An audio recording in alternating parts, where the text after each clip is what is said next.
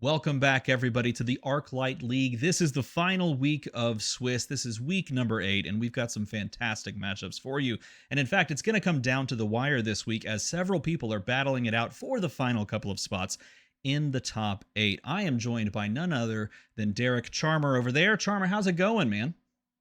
It is going awfully, but we are going to skip that. You and I talked before we started this broadcast about how I've already had a stressful start to the week. So we're going to relax with some flesh and blood. That is what I'm most excited for because I think we've got some great games. In fact, it's a little bit of an introspection because it's two mirrors, I understand. That is correct. We do have two mirrors, and there are some good ones. At least I'm really excited to watch these mirrors. So let's go ahead and jump into the first mirror. As we see, here we have a Kano mirror, and my heart is just so happy. We have Easton Douglas there at the top versus Majin Bey at the bottom. Majin sitting at 2 and 5, but a Kano master starting us off with the play of the E-Pot. There's a lot that we can talk about with regards to this matchup, but starting off with an E-Pot is an incredibly strong place to begin in the Kano mirror. Easton, sitting at 4 and 2, has one in his hand as well, but sitting on it right now, considering his options after a Kano activation. Right off the top, finding a blue Aether Flare. Yeah, this is going to be an interesting one to watch because I've had the opportunity to talk with Caleb, aka Majin Bey, quite a bit about his wizard matchups. I know him from the Legends of Runeterra community. He's also somebody I would consider a friend. And he has said to me on several occasions that the Kano mirror is not what many people think it is. A lot of folks are so used to dying very, very quickly to Kano, so they assume in a mirror it's just a race to the finish. Instead, he describes it as the slog, if you will. It is a marathon because there is a lot of chip damage, a lot of considering your math on literally every turn for both players because everything gets resolved at instant speed. And so I think we're going to see this one kind of slow down. I believe that's the Potion of Deja Vu that was just played by Easton as well. Yeah. So the potions are hitting the table early and often here. This is an incredible opening, honestly, for both players to be able to start turn 0, have no damage be thrown at you, and instead see Energy Potion and play that down for Majin's fantastic. And then Easton says, I just hold your horses. I got one better. I am going to play Potion of Deja Vu off the top, have 2 Epots in hand on my turn 1.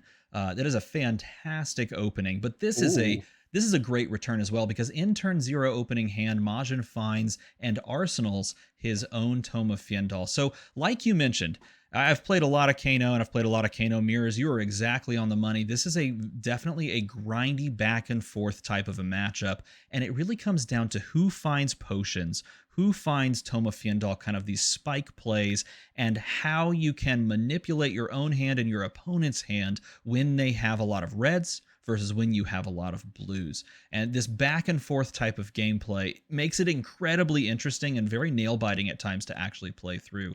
Here a Swell Tidings is coming across for the 5 Arcane. That is coming across, and as we can see here, both players are going to be looking for chip damage, and one of the ways that you get that is through Nourishing Emptiness, and I happen to notice both players have that in hand as well. It's just that, you know, nice bit of spice that you bring in for the mirror. I don't think Majin, at least traditionally, runs it in his main deck, but I know, again, because you're looking for that chip damage and the Dominate's very relevant, that he does bring it in for the Kano mirrors.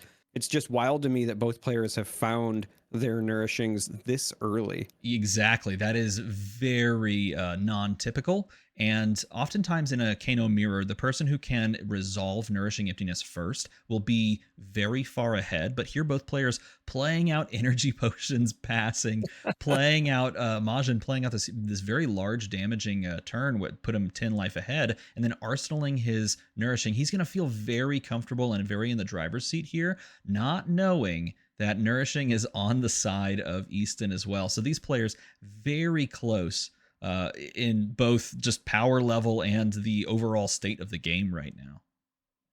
Yeah, I do think that this is actually incredibly heads up by both players to be patient with the Nourishing. Yes, it's an incredibly powerful play in this mirror, but having that extra card is obviously best utilized when you can combine it with many other tools.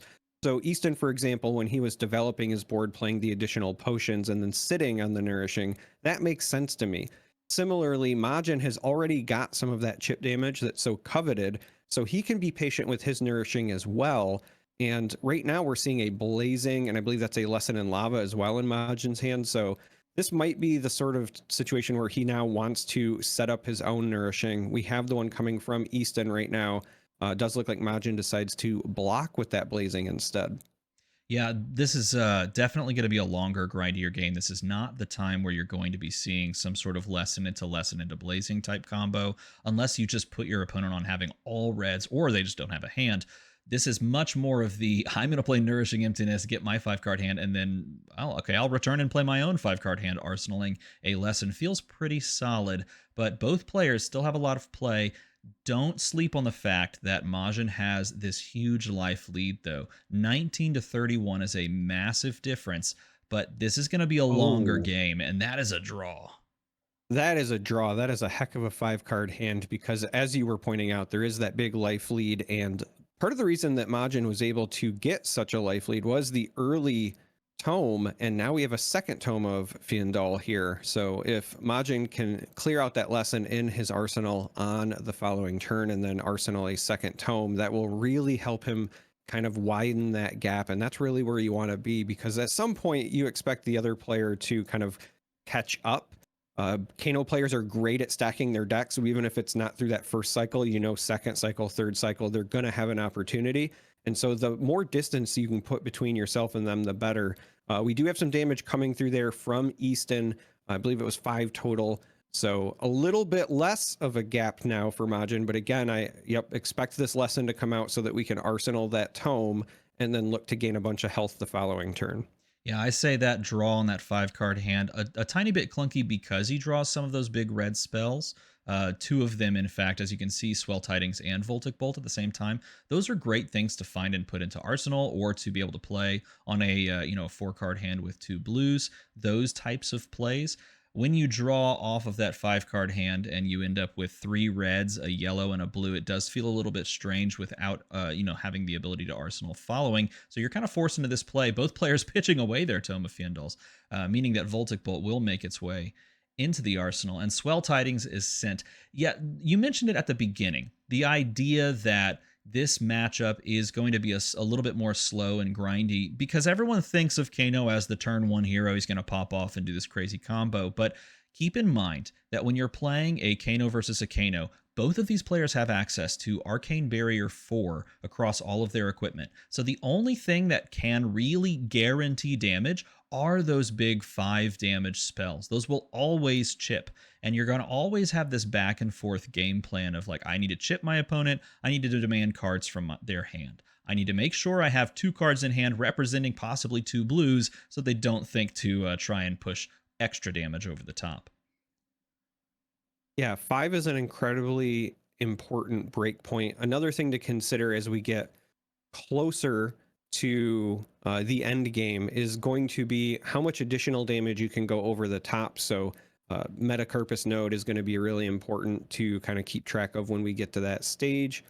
But the other, I think, really important piece here is, as you pointed out, keeping the cards in hand to represent additional arcane barrier, because if your opponent gets a little too thin, then you can maybe capitalize with some waning moon activations. And there we just saw 1 activation as I'm talking about it. So that's the other way that you can get that chip damage in, with hopefully not expelling cards from your deck, because that's the other piece of this, right? This is a bit of a non-traditional matchup because the only way that cards are making it into your discard pile is when you play them. All of your defensive options are going to be pitched through to Arcane Barrier. So yeah, you're doing a lot of things, but your actual cards expended from your deck is significantly less than in a traditional back and forth attack and block situation.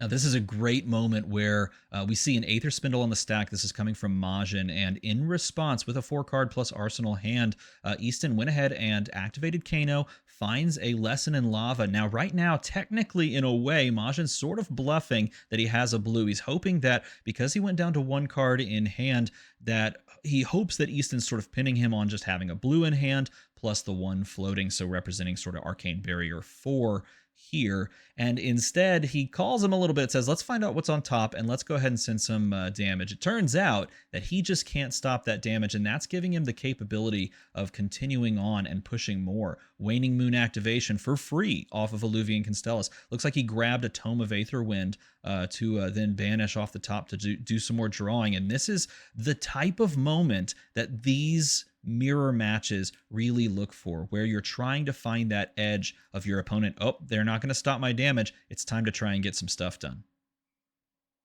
Yeah, I'm also happy that you talked about the Alluvian Constellas, because that's such an important part of this mirror matchup. It is a source of Arcane Barrier, but it is also a source of being able to activate your Waning Moon without having to pay for it. And that also then factors into these situations where, you know, again, Majin was kind of bluffing. He has the one red card. So that opens up Easton to potentially counter with Kano activations, play things at instant speed, as well as activate Waning Moon, and just really capitalize on the lack of ability to prevent the damage. And look at this play that Easton's put together. With that Potion of Deja Vu on the board, he pitched 2 blues and a Tome of Aetherwind to play out that turn where he goes and gets Lesson to get Tome of Aetherwind. In response to the first tome that he got off of Lesson in Lava, he cracks the D-Pot, which is the Potion of Deja Vu, puts the 2 blues and the tome in order on the top of his deck with 2 blues on top, then tome, so that when he plays the Tome of Aetherwind banished, he draws the 2 blues. He can then Kano into the Tome of Aetherwind and try to play out more damage. Unfortunately, it looks like he kind of whiffs a little bit, doesn't find what he needs on top, ends up with only 1 card in hand, which now leaves the door a lot more wide open for Majin to maybe make his own plays, sending the 3rd potion from the top of the deck onto the board. So he's at 3 potions now, which is great. And it looks like Majin's going to peek the top, see nothing, and then pass. Yeah, I was just about to say, those potions are actually quite the lifesaver. Yes. Another thing that Majin has mentioned to me in this matchup is that your pots very, very often will end up being used defensively. Exactly. Because that's that exactly allows what they you are. to go thin on your hand and then use those to pay for the Arcane Barrier of any potential return volley. So Easton, yeah, he was a little low on cards, but was able to develop that 3rd energy potion. And so that's essentially just 6 extra health, Exactly, you know, sitting on the board. And that's a really big deal. And look, Majin finds his own, plays his own E-Pots number 2, and both players are insulated a little bit more. Oh, and this is an interesting moment, but this is, keep in mind, this is actually on Easton's turn. So right now, it's simply a 2 for 4. It's not representing the normal terrifying conjecture that Aether Wildfire could present. So he's going to pitch into it, stop some damage, and that's going to allow him to Tome of Fiendal from Arsenal, and then trigger the Eye of Ophidia activation here first. But before that happens, there is a response window that could take place for Easton to be able to try and do some things. He's got 3 blues in hand. He's got his own Tome of Fiendal plus an Arsenal. Looks like there's going to be some Kano activations here in response. Yeah, waiting to see what is found with the Kano activation. You have to think that Majin is so happy that he drew that Eye of Ophidia. As great as that card is, especially with Kano, there's always that fear that you're going to hit your, you know, whatever it is, 2-3% chance of running into that and bricking your turn. I've seen Peter, for example, run into that problem and just absolutely throw the math off. But yeah, all Kano players, we all have that terrifying moment of finding the eye on top and having your you know, well laid plans spiral a little bit. But here, like you said, finding it in hand feels pretty good. Yeah, Easton did, after the Kano activations, decide to get some additional value here. I believe he's using some of those energy counters on the Alluvian Constellas to activate the Waning Moon after his initial resolution here. But Majin still pretty well insulated in terms of life. It's 21 to 14. 3 energy pots on the side of Easton, 2 on the side of Majin. Again, those effectively represent health, so that's why I'm mentioning them in the same breath as the health. And now we're finally going to resolve the initial volley from Majin to get that extra damage in from the Aether Quickening. It's so funny to watch the Kano stacks kind of unwind at the end of a turn. Lesson in Lava here over on the side of Easton Douglas. Going to play that from Arsenal. That clears up the spot for the Tome of Fiendal to make its way in there. You've mentioned it a couple times. These epots do insulate in a lot of instances from the possibility of popping off. This is a bit of a struggle turn on the side of Majin, as he's not really gonna activate here. He's got 3 reds. Now there's a lot of moments when you're playing in this mirror where you end up with a hand kind of like this, where you actually are almost incentivized of establishing the epot on the board, and you would love if one of these other cards was a blue so that you could just pitch that and then feint like the other 2 cards in your hand are blues, or at least one of them is, to act as insulation. Instead, here we're stuck with 3 reds and an epot that we kind of want to play, or the Tome of Fiendal in Arsenal that might be there. I'm not sure if that's the card there. Nevertheless, we're incentivized to kind of hold on or try to pretend, trick our opponents into thinking that we have more blues. So how much do you pitch into stopping Arcane? And do you allow your opponent to kind of go a little bit wider in this moment? Here, I think the connection is made, and he's going to put a blue on top. That's why you saw the blue make its way. It's not going to be triggered or try and go and get. It's just going to be drawn. Singe makes its way into hand. I think that Majin was kind of doing the math there and trying to decide, do I just take it all and then potentially try to make this 3 red hand work with a bunch of damage? But given that, again, there's still 3 epots on the other side, that's a very risky play at this stage of the game. Because, again, on 3 reds as well, you want to get some of those cards out of your hand. So I think he, at the time, just pitched the Blazing, and that was, I think, less about the damage mitigation and more just hand filtering. And then here on his turn, he was using the energy potion for pitch once again as well. And he sees this fantastic line. This again showing the power of these 5 damage spells, being able to send Voltic Bolt with this blue pitch, floating 1, leaving him open to use Snapback. That's going to leave him wide open here. So if the damage goes through, there's a moment right now where Easton could decide to try and do some combo stuff to try and catch up in this game. Being 17-8 is a far gap. And in the Kano mirror, you think, okay, well, Kano's just going to pop off at some point. It's very dangerous to pop off. You kind of have to time it right. And he's going to take this damage so that he can play out a Tome of Fiendal in his arsenal and gain some of that health back. Yeah, I think that Majin was okay with that line, because even if Easton did decide to throw some additional damage back, the floating of the 1 would have also meant that Majin could use that as arcane barrier for the Illuvian, which would have then given it the second counter, and then he would have got a free Waning Moon activation on top. So I think that he was just banking on, no matter what Easton does, I can match it with what I'm doing, and then if he does nothing, then I get away scot-free anyway. So I think that was pretty calculated. Yeah, I think the Waning Moon came in right before that snapback, so the decision point there, paying that 1 resource for the snapback, meaning his hand was completely perfectly planned out with 3 resources and 2 damaging spells plus the free Illuvian counter, leaves him kind of a little bit wide open. But like you've mentioned before, epots on the board can represent Arcane Barrier in a pinch. And playing the Illuvian can stall us game back and forth, making sure you get your counters so that you can get your free activations. A big deal in this matchup. Majin does have one other thing working in his favor at the moment, which is the additional tome that is in the arsenal. He's just got to find a good time to make sure he maximizes his value from it. I do think that sometimes, being able to get the 3 health is fine instead of trying to get, the all-in 4 health whenever possible. 3 in this matchup could be entirely fine. And speaking of activations here, we have Easton with their own tunic. Yeah, Easton. Tome, excuse me. Yeah, Easton finds both Blazing and Tome off the top. This is a double Tome turn. He played the Tome from Arsenal. He drew some cards, drew some blues, played some stuff, dealt some damage, and now he's got another Tome resolved here, drawing him more cards. Now, unfortunately, this drew him 3 reds, and that's going to put him in a little bit of a tough spot. But he can't easily be Well, answered on the side of Majin. So he's a little bit scot-free, especially because he's going to be throwing this blazing now. yeah, the blazing is going to help. I do think getting that potion of deja vu is also pretty important. It allows Easton to stay ahead on the potion game, if you will.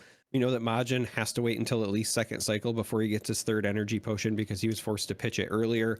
We haven't seen any potions of deja vu on Majin's side Yeah, you know what? hit the board I either. I was wondering actually if he was going to crack here to use his second potion. Usually there's only two in the deck, so your use of the second potion, or really any potion at that point, is a really interesting touch point on when you actually do it. I was curious if he was going to pop it here. He was sitting on what, like 5 blues in the pitch zone plus 2 swell tidings, so it's actually fantastic to set yourself up for 4 blue draw and then maybe like double swell tidings turn off of the top, and he is going to choose to activate it here to and whoa.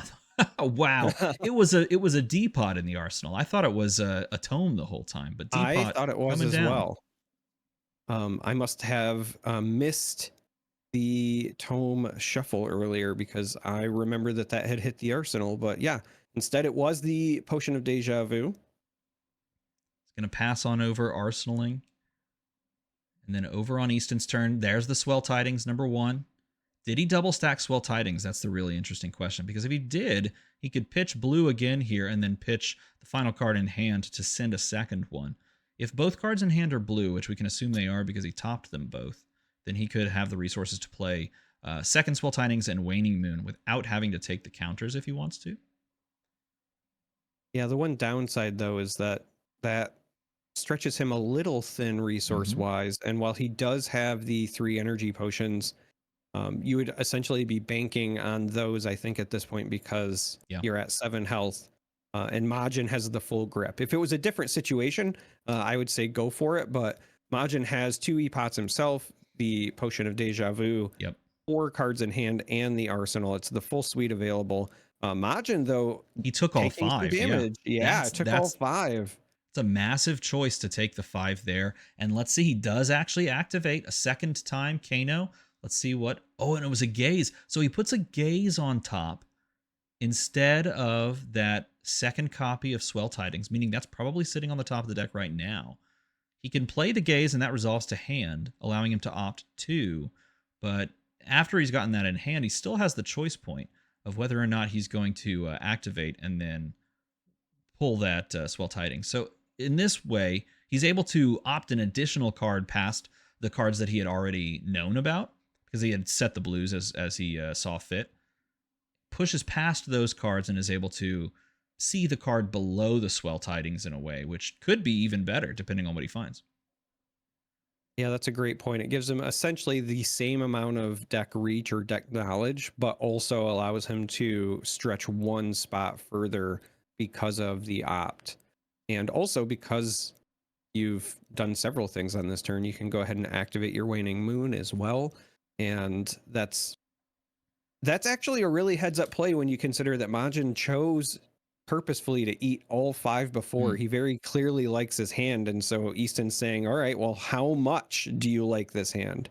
And we do see the blue pitch by Majin to cover it. Yeah, Majin's in a good spot still. It's 7-8. He's allowed a lot of this damage to come through on this turn. Sitting on 2 blues, 1 resource floating, a really powerful red. We know in Easton's arsenal there is an Aether Wildfire. This is oftentimes not a matchup where you actually want to resolve that, because Aether Wildfire allows your opponent's arcane damage to be buffed by how much it deals. So in a way, your opponent gets almost more benefit out of controlling how much damage they take and then pushing that damage back onto you, thanks to the fact that Aether Wildfire buffs all arcane damage on the turn. So it's an interesting spot where you're sitting on this card in your arsenal that normally is like a silver bullet. It's the card you look for in every matchup, except the mirror, when you're almost like afraid to play it and resolve it onto the board. I think they're trying to And you can see, decide. You can see they're yeah, not you can sure. see the chuckling in the chats here. I think Majin's just saying, like, why do you got to do this to me, man? Why are you making me think this through? And now the wildfire comes out. This is going to be on Easton's turn, so it won't be affected. This is the only time you really want to play this, unless you've got like perfect lethal coming down. Majin looks a little bit confounded. Like, how did that get in your arsenal? Or maybe I allow this to hit? I wonder what he's thinking at this moment, seeing the Aether Wildfire trying to resolve. He might be thinking, like, I'm surprised you left it in. Because as you rightfully pointed out, this is something that you sometimes don't want to resolve, and so well, we did perhaps see Majin have it in his deck earlier. He pitched his away. Actually, both players, I believe, pitched both of their first wildfires away. In this matchup, you oftentimes just see this card cycling over and over and over again because it's a terrifying thing to play. But maybe he's wondering why it's in the arsenal, or maybe he didn't expect that, perhaps. it is a pretty risky play when you factor in exactly what you said about amplifying your opponent's damage, but also doing so when your opponent has so many cards still available. Majin's been keeping a very tight grip on these cards. He very clearly has some sort of plan in mind.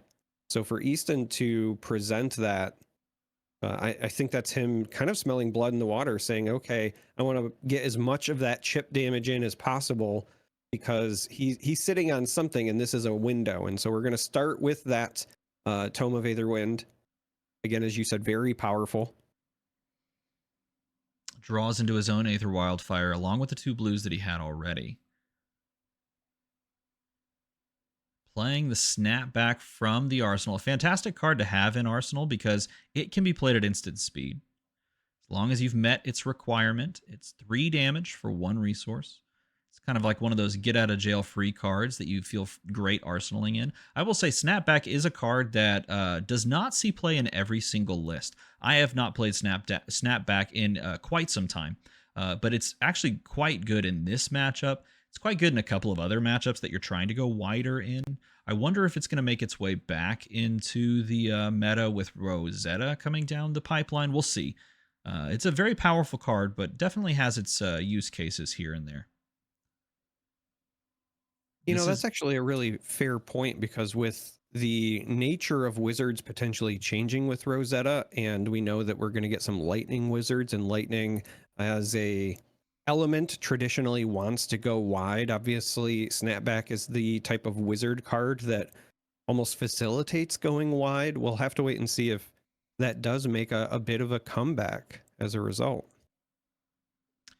Waning Moon here going to be sent across for 2 damage. This is coming from Majin. Again, just waiting on responses from Easton. Easton still has 3 epots, sitting on 2 blues, 2 reds, and a blue in Arsenal. That is a terrible blue in Arsenal, unfortunately. He had to Arsenal a blue Singe. I think he put that in there to get it out of circulation, but maybe thinking there's not too many turns left in the game, but this game could still go the distance. So that might need to make its way out of the Arsenal pretty soon. It still represents the 1 pitch blue, send 1 damage, send 2 with Waning Moon on your turn. So you can get it out that way, but possible responses here might include popping some epots to try and push damage, but when your opponent's sitting on 3 cards, you're having to do some math. Wow. Or one possible outcome is you just take the damage, apparently. Could be. Not what I was expecting, but it does appear that that is going to be the end result. Well, it puts you in this weird spot where if you pitch Arcane Barrier 3 here, like pitching one of your blues, and then you then try to resolve the Swell Tidings in your hand, pitching another blue, floating 1 resource, you now have 1 card in hand representing a blue, quote unquote. A card in Arsenal that does not mean just about anything because almost no one's playing something like Oasis Respite. And your opponent looks at that and goes, okay, I have to present multiple sources of Arcane to just get over 3 prevention. Like your opponent's technically at 5. Like I can do that in my sleep. And that is not a place where you want to be. So your epots can insulate you from some of that, but you don't really want to be forced into popping those until you almost have advantage.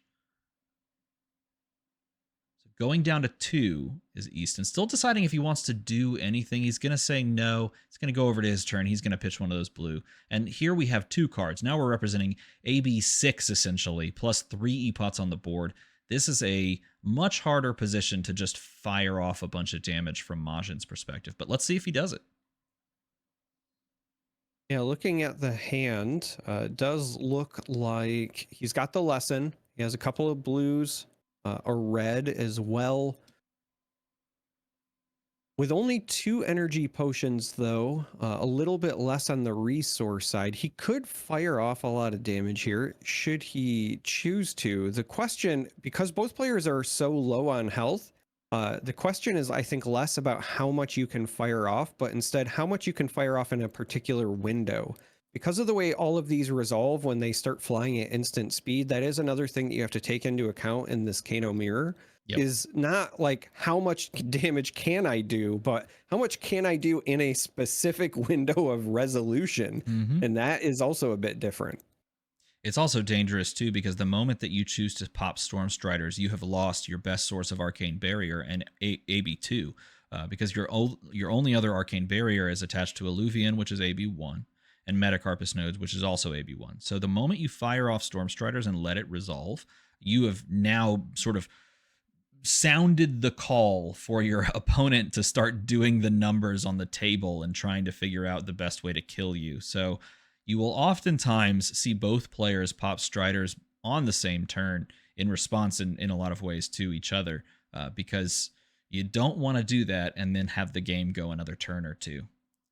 Swell Tidings also here representing 5 damage, which is casual lethal, so there's going to have to be some amount of answers done. I love how you describe it as casual lethal. It's lethal if you want to get lunch. The best way to think about it. That is fair. Oh, interesting. He's pitching to Kano, starting with pitching the Swell Tidings. Wonder if he follows. Yeah, he's going to pitch the Gaze here. Going to see what's on top. Maybe smelling a little bit of blood in the water. We're not quite to where the pitch stack would be.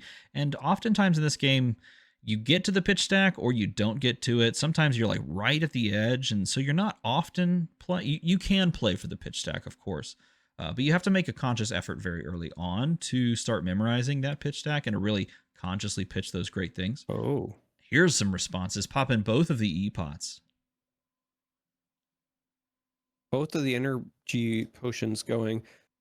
Because of the way he is pitching this, is there any possibility that he's also trying to set up a deja vu? Because Majin hasn't actually activated one yet this game.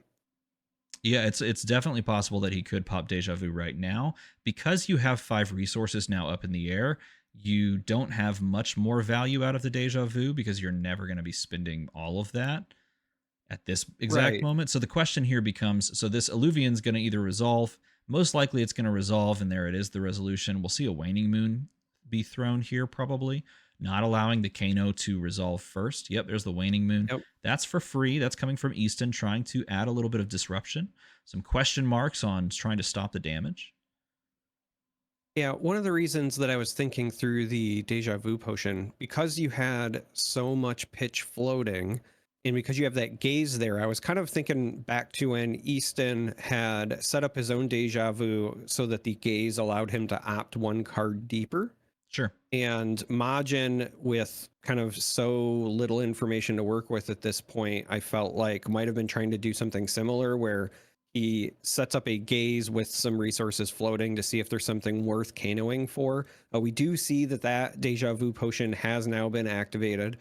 So we'll have to see if he follows up on what I was kind of thinking here. But well, so in order to get the trigger off of Gaze the Ages, you'd have to have played another Wizard non-attack action card. So if Gaze goes on top, you don't have the ability to play that out unless you second Kano and then play the Swell Tidings and then on the stack play the Gaze, which at that point you might as well just play the Swell Tidings on the top and have that be the 1 activation. Nevertheless, it does bring up this weird moment too, because you still have 5 damage on the stack and you've just taken 1 down to 4, and you're looking at 1 Kano resolution with 2 cards, a blue and a yellow. No E-pots are up, 4 resources.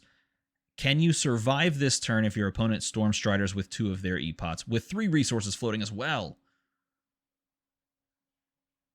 Yeah, we're going to see... Wow, it looks like quite a bit of stuff happening now. Yeah, so Metacarpus is now live on the side of Majin, firing back with the Swell Tidings, as you had properly called out here. Also, we didn't verbally say it, so I do just want to point out that the Easton damage that went through was from the waning moon activation. Yeah. That got activated for 2. Majin did decide to use 1 resource on the arcane barrier for that. I think both players chuckling when they see 7 resources floating for Easton Douglas. That must be a record somewhere. Find that 7 on your 6-sided die and put that on your resources floating side. The 6 damage coming across for Swell Tidings. You have the ability to AB4, but you're at 2. And now you have to get some stuff done because 6 damage means lethal. Putting himself in a really good spot here is Majin to try and punch this one home with 6 damage on the stack. You also have Waning Moon that you can activate here for 3 as well. So Easton in sort of a spot where he has to just kind of go for it. Yeah, I was just about to say, I think the one thing working in Majin's favor, as we talk about those windows of resolution, is that Easton is down to 2. And yeah, he has a lot of resources available there, but it takes an awful lot less for Majin to threaten lethal than it does for Easton to threaten lethal in the other direction. So essentially, every time that Easton tries to resolve something, all Majin has to do is present at least 2 to start chipping away at this kind of barrier of resources that Easton has available.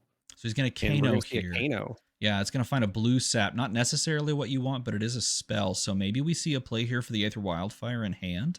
Aether Wildfire for 4 does not do any amplification because I believe we're on Easton's turn.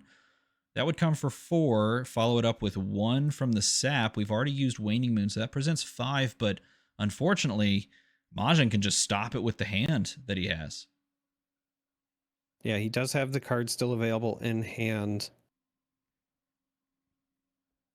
And I think it's because of the active layer having not yet been resolved. But the other thing that's working kind of in Majin's favor as well is that because he turned on Metacarpus nodes, that Swell Tidings that's there is really going over the top for that threatening of lethal, right? We had talked about the AB4 that's available to these wizards, but the Tidings plus the Metacarpus would still be enough to get through that AB4. And I think that's why they're kind of slowly dancing around that layer resolving here. Exactly, and this is the position you want to put your opponent in, where you do have lethal on the stack. Lethal is on Swell Tidings because he chose to pay into it with Node. You put your opponent to 2, so 2 is available. Now Easton was looking for something off the top, finds just a blue that deals 1 damage, not where you want to be, and it's going to push 2 in this case. I believe he buffed it. Maybe he didn't buff it with the old Metacarpus Node. Either way, he's basically back to where he was a moment ago, except now he's a card down and resources down, trying to find a way to not die in this exact moment when you can only do AB4. Hasn't even used Ragamuffins. Maybe he could try a Ragamuffins play to get another card in circulation. Doesn't feel like you have that capability. Stormstrider's on the board. You kind of need that on this like last gasp moment to really come through for you, but popping that here and sending a Wildfire for 4 isn't going to cut it. Yeah, the other thing that's working in Majin's favor here is that now that he has presented lethal, every time that Easton comes back, he has flexibility. He can either choose to AB some of this damage, or he could just threaten lethal again, right? Threaten it a second time.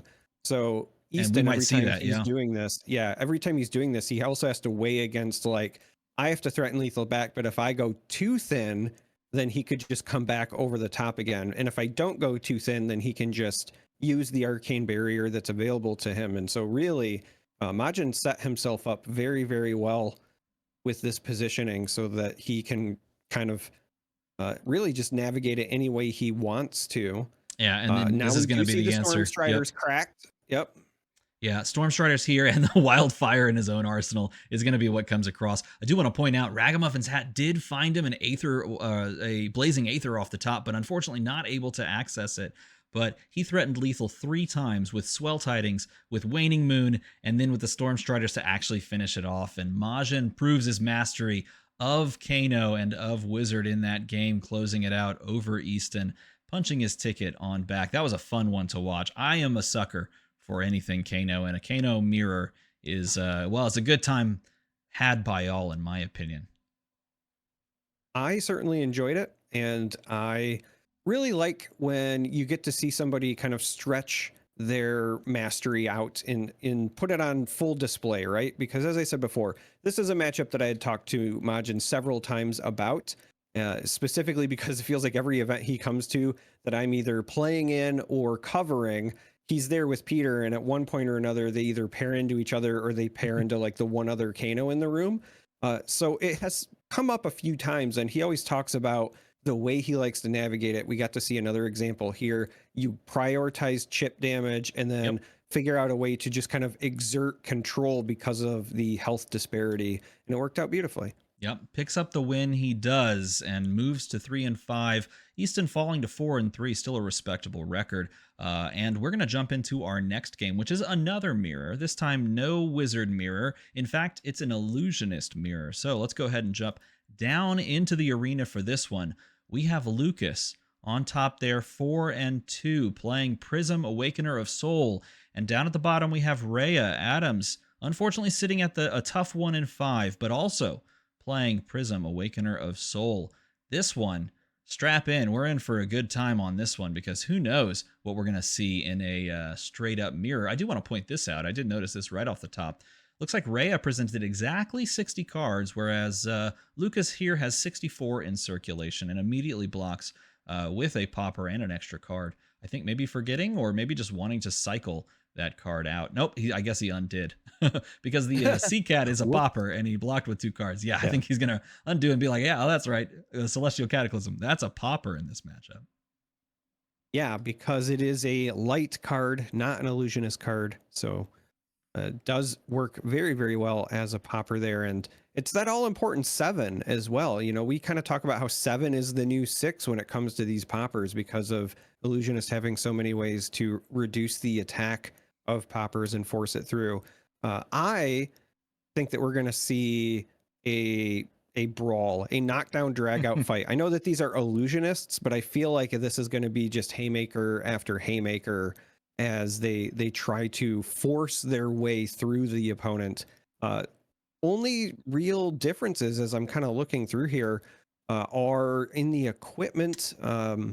You've got Rapture on one side versus Vestige on the other. And then the glove differences could also be potentially relevant. Maybe Lucas was afraid of Merciful Retribution and getting some of that arcane damage in, perhaps. Yeah, definitely being able to play Null Rune Glove when you're going second feels pretty solid. Perhaps Dreamweavers because we're playing more aggressively. Perhaps because it's a turn 0. If we draw into Erudition, we just throw that down and try to spike from the beginning. But either way, those are the big differences. Vestige does allow you the pop-off Tome of Divinity type turn, which, spoiler alert, is there, but not actually going to be a Vestige. Well, I guess it is going to be a Vestige activation because we use the Halo there to trigger off. Nevertheless, we got 2 blues here, 2 double passing Mirage in the pitch zone there. Not necessarily what you want to see in pitch, being blues, because Luminaris does indeed work off of yellows, but you've got a reset. You got 4 new cards. Maybe now you can make some hay with what you've been given. And we are going to see the Ponder token come down as well as our first Figment. You mentioned the Dreamweavers and potentially being more aggressive. I do think that that is likely the case given what we saw with the deck count as well. Yeah. Rhea obviously thinner on the deck count, so likely just trying to be streamlined and say, hey, I'm going to get there first. We do have a Herald on the chain now, but this is just a blue one. So a lot of blues here early on for a hero that's very well known for the yellows and so forth. We do have just a blue Herald. It is going to be double blocked though. Oh, and then at the very end, we're going to establish Genesis. Now, you're not getting full value on this Genesis. Well, you know what? Actually, that's not necessarily true because we're going to establish that Genesis, maybe Arsenal a card, not going to Arsenal. Okay. And then immediately going to pop that Genesis is Rhea on her turn saying, nope, you're not allowed to have that card. Please and thank you. Remove it from the board. I'll spend my turn to do so. You're right. You want to see a lot of yellows in pitch, and it's weird for a game like this to start off both players playing the ancillary blue Herald of Ravages. No one really cares about that card, but this is what you want to see. Pitch a yellow, play Herald of Triumph for 7 with go again. Almost no chance to pop on this one, unless you got a Sea Cat. Yeah, and even then, there are potentially some tricks that could be thrown your way, but I would actually be really curious as to the number of poppers that these players are playing into each other as well. I know that we talked about the total cards in deck disparity. I wonder if that's because Lucas just brings in some additional generics for the matchup, and perhaps Rhea has decided that they just wanted to be the aggressor. We do have another Herald coming down. I believe that's a War Tune, a red, yellow War Tune. So this one is going to get threatening buffed up. 6. Yeah, going to get but buffed it is up. buffed. Thanks to the Figment of War coming across after that resolution, we are seeing yet another 7 attack, thanks to the Courage token created off of Figment of War. It's a big punch right here. Snaking together 2 7 attacks. That's like the aggro Prism of old being harkened back to here. Lucas looking to be in a really great spot, having 2 Figments already on the board early on. The reason that those are so important, obviously, flipping them into angels and using them to attack is fun, and they have some really cool effects. But also, that is an additional source. Excuse me, my brain is going faster than my mouth here because I'm having a bit of a PTSD trauma callback. It's an additional source of health, right? The ward 4 on these angels is incredibly relevant. Instead, we're going to see another Figment entering play as well. So that's going to be 3 already on the side of Lucas. But that ward 4 is so important because, as we've already seen with Enigma, and obviously Prism is capable of it as well, it can block some really key important damage, but it also turns off potential on-hit effects. We know that these Heralds have it. We do have that Figment of War getting flipped, so now Bellona is going to hit the board. I believe this is the one that when it attacks, it also adds attack counters to all of your angels. So if Rhea doesn't, clean these angels up, it's entirely possible that Lucas could just raise an army on his side.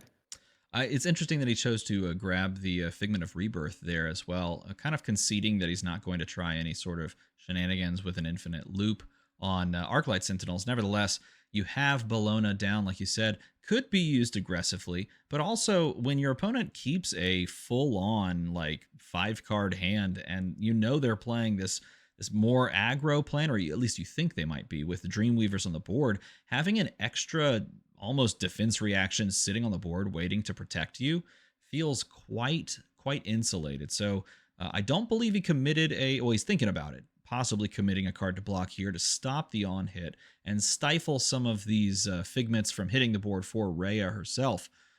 But we could see this just eat up the Herald of Triumph damage along with a card from hand, and then maybe try to mitigate whatever else comes his way from Lucas. Yeah, we're seeing Lucas kind of go into the tank here, right? As we look at the player cams, really thinking it through, trying to decide, I think, whether it's worth it to protect this angel, protect your health total. Not only do you have the 2 Figments and the angel on the board, but looking at the health totals, because Rhea has wanted to have this aggressive game plan, you also have quite the health lead as well. Oh, now this is an interesting play. Look at this. He chooses to pop with Celestial Cataclysm number 2, one of the few poppers in this matchup. And in response, Rhea says, that's fine. Here's Merciful Retribution. That's going to deal you some arcane. So we might see those Null Rune Gloves come into play early and often here if that is not removed from the board rather quickly. Yeah, we see that. And I believe that is the Footsteps as well, trying to give the action point back from the pop attempt from the Sea Cat, correct? Yes, there is a trigger there that asks you if you want to pay for the action point to return, but we've, of course, used the resources here to instead establish Merciful Retribution, which at this point, I believe that is going to go through. We're not going to have to bother with that. I think he's actually, did he choose to, yeah, he's choosing to activate Prism here. Awakener of Soul to flip oh no, I guess we're going to fetch a connection there. Okay. Fetch the Figment of Erudition off of the hit there, come across, and puts the Pondered card into Arsenal. And oh, what a return! Being able to just chuck a dominated Herald of Wow. Erudition here. It's going to be for Yeah, 5. this is a really big return, really, because you are still threatening some damage. It's not an insignificant amount of damage. Oh, and Rhea has another Celestial Cataclysm, so those are getting out of the way very early. I was about to say that Lucas was doing a good job of, again, protecting those Figments, protecting the Bologna, while also threatening a not insignificant amount of damage when Rhea is already down to 18, but had the answer early on. And Prism Mirror seems to be quite the fireworks show thus far, because we've got several cards on board, as well as some really big attacks already lobbed in both directions. Let's see how Rhea chooses to play this turn out. She's got 3 cards. By the way, if you didn't notice, we don't actually know what these players are playing along with you, so we're all figuring it out together, which is kind of fun. Going to be pitching the Figment of Rebirth, a card that you want definitely back in circulation, to play out Wartune Herald from the arsenal. 1 resource floating lets you play that Phantasmal Footsteps activation if you wanted to pay for that, to maybe send another Herald after this. But looks like it's going to get hit. Gonna connect and gonna pull the Figment of War on out. Usually, Figment of War, one of the earlier Figments you go up and grab, because it's okay for that one to act as sort of a defensive tool. This is something you don't see very often, but you see at the exactly well-timed moment, Soraya being flipped, then being pitched into to draw those extra cards when you attack, to send the 4 damage on over. And there's the pitch for it, or the banish, I should say, to draw the extra cards to kind of continue that turn. Continue the turn is the right way to put it, but also continuing to try to close this gap on health, because Rhea has to claw their way back into it. We do, again, have the benefit of the Merciful Retribution, right? And yes, Lucas does have the gloves, but the more damage that you can either present and either force them to pay for or chip in, the better off you'll be. At some point, you have to assume that that's going to be attacked to get it off the board. It's just, I think, a matter of when. Neither of these players obviously have a weapon that can do it, so you do have to commit a card. That's one of the benefits of the auras in this matchup. They are a bit difficult for Prism to get rid of, which I do find to be kind of ironic at times, that illusionists are really bad at dispelling illusions, but that is just the way the class works. For those that are wondering, by the way, why that Merciful Retribution trigger came to pass on the stack there, because a Courage token was destroyed, Yes. a Merciful Retribution trigger goes on the stack. So whenever a token is destroyed in that way, Merciful Retribution sends an extra ping. So another good reason why an early Merciful Retribution allowed to stick around can just create a lot of extra incidental damage. And you were talking about this earlier, Charmer, the idea of like being at this lower life total and trying to claw your way back to life parity. Look at the life totals now after that turn. Sitting at 18 is Rhea, but bringing down to her level, Lucas sitting now at 20 life. A gap has been closed, most certainly, but it's starting to wide open again here if this Herald of Protection is not dealt with. So in response to this, the hat's getting popped. Halo of Illumination is getting tossed into the bin so that a Figment of Ravages can come down onto the board and maybe do some protection alongside of some other things here.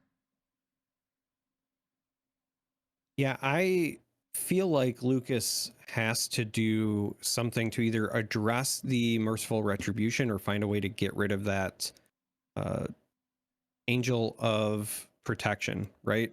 The Angel of Protection, if you're not familiar, when it attacks, they can banish a card from their soul and create 2 Spectral Shield tokens. Much like the Courage token, every time those Spectral Shield tokens go away, they also trigger Merciful Retribution. And so right now there's kind of a very neat combo that's being established by Rhea. And if left unchecked, it will start to really impact either the life total or the cards in hand as you pitch to those gloves to negate the arcane damage. And it's gonna add up over time. And that's not counting the other Figments that are on the board. So Yeah, Rhea was down, but not only has clawed back, but has really kind of asserted their board position at the moment as well. Well, that turn sequence was so masterfully played.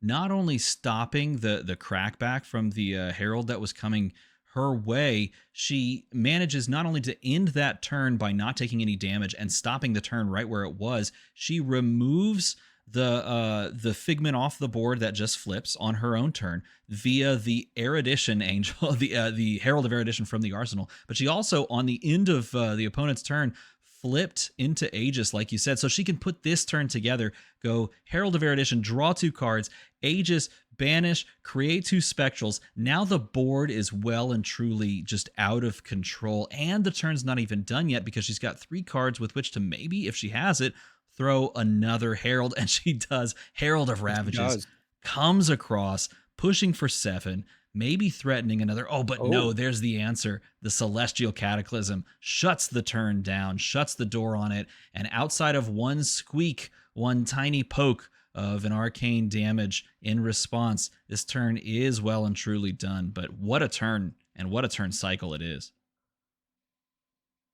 I believe that might have been Lucas's 3rd Celestial Cataclysm, though, correct? We've already seen a number of them. And if that's the case, and there's not a large number of, additional generic attacks that have been tossed in or something like that, yes, you have stopped this turn, but you have a limited window to get this board under control, or else your future turns are now further limited by the lack of 7 power poppers in your deck. And the nice thing that's occurring for Rhea here is that was an incredible turn. And because of the way that it's went, if desired here, you can also still arsenal the 1 card left in your hand and come back with another 5-card grip on the follow-up. That is assuming you don't maybe pitch this for some sort of activation, but I think that they just passed that active layer, so it does look like it's going to make its way to the arsenal. Yeah, this Herald of Ravages doesn't have go again. There's this interesting timing window here where you can pay for the Phantasmal Footsteps activation to gain an action point, even though this has no go again. So technically you cheat at an action point, but the only time you would do that would be if you have a War Tune Herald in hand. I was just about to say they paid. Would be the only time that you have this, and she has absolutely everything, and you can see Lucas shake his head in disgust. This turn cycle has represented what is nearly a 22 point swing in life. It is 22-0 over the past 2 turns. This is absurd lines that we've seen on these past 2 turns.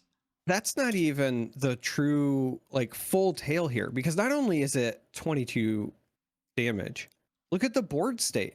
It's 22 damage, and I have spectral shields, and I have additional figments, and I still have merciful retribution.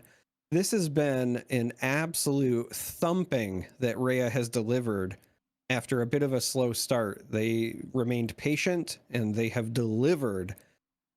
Lucas now has to find a way to kind of replicate that success and claw his way back into the matchup. Established a Soraya on the board. Soraya here has the capacity to swing out with a yellow being pitched, and instead we're going to start here with the swing of the Herald of Protection. Looks like that is going to the Aegis, which I oftentimes, when I was playing against the new Prism, that was an immediate target down, because you don't want your opponent to just build up these Spectral Shield tokens. It does appear that is going to be the target. This Herald is swinging and destroying the Aegis Archangel of Protection. Now we probably see that follow-up here with the Soraya, if we have another resource, another 2 resources, I should say, in hand to try and clear more of that board out. I do feel like that Angel of Protection, excuse me, allow me to put some respect on Aegis' name, because they are an Archangel of Protection. That absolutely has to be addressed. Because again, as you said, you don't want the spectral shields to pile up, but even in addressing that, you still also have to at some point address this retribution, because there's still 3 spectral shields. There's still all of these other items on the board.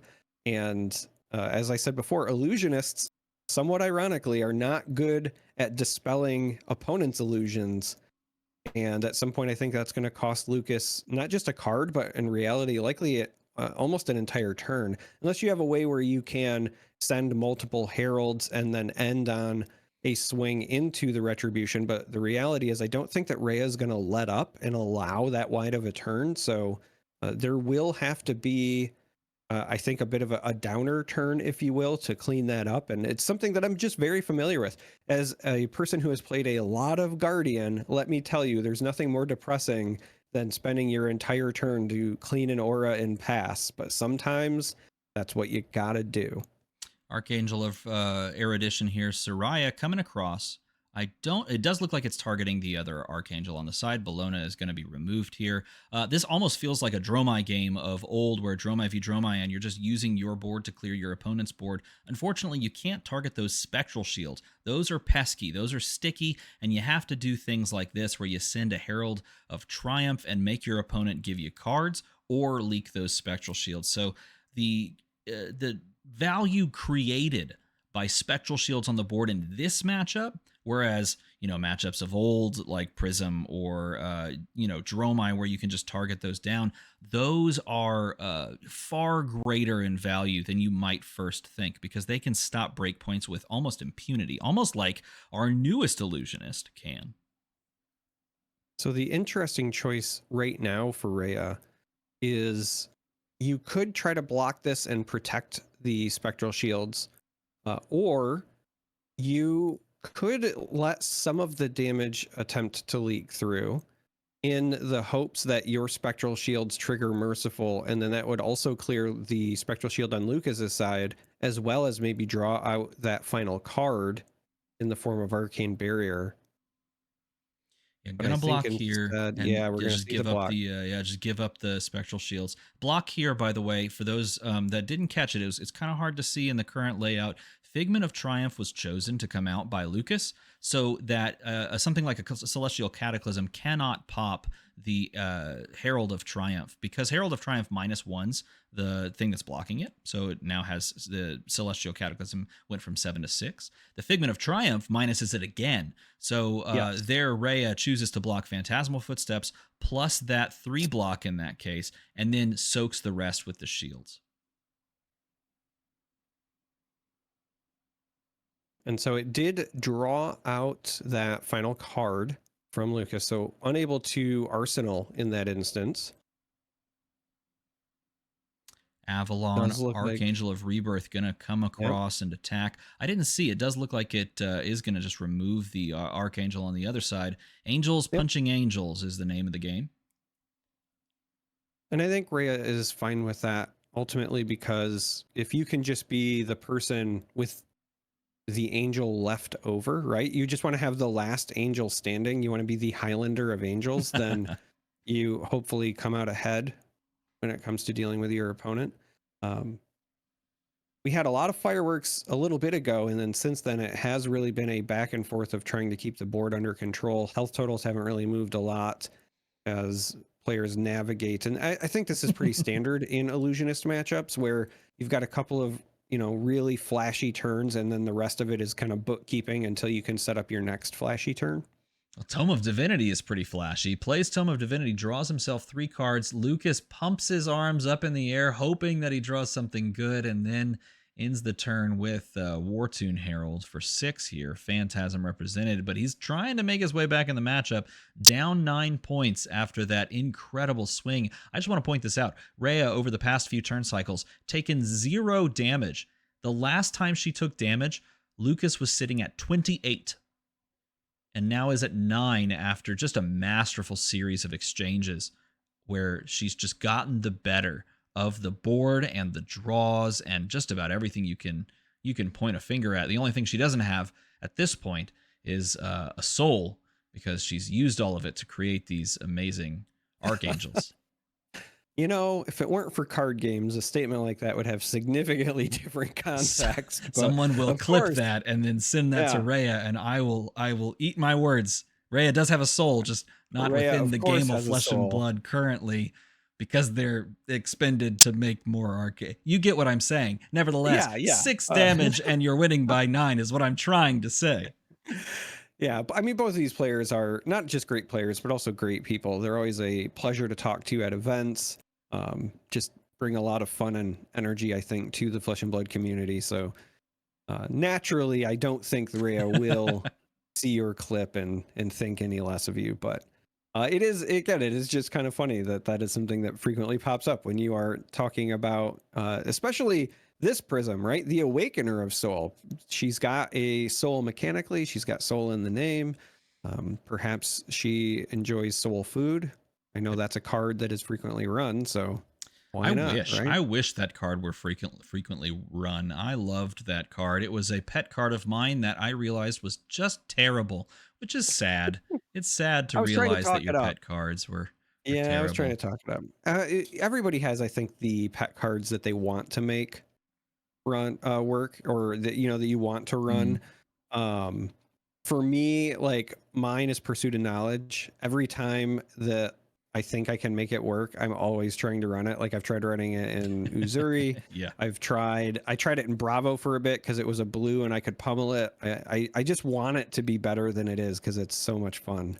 Well, blink and you miss it during the game here, and Lucas now has two Figments and one now Themis, Archangel of Judgment on the board, and 3 Spectral Shields. So the board state has now swung in his favor, and this is a matchup that does hinge in some cases on the board state. If both players are allowed into this later game scenario where board states matter, the player with the bigger board state, as you mentioned earlier, the player with the last Archangel feels a lot better, and this is going to feel pretty good, sending the Herald of Protection to try and clear up some of that board. That on hit is going to go and fetch some extra value here. Going to grab and then flip the Victoria, Archangel of Triumph.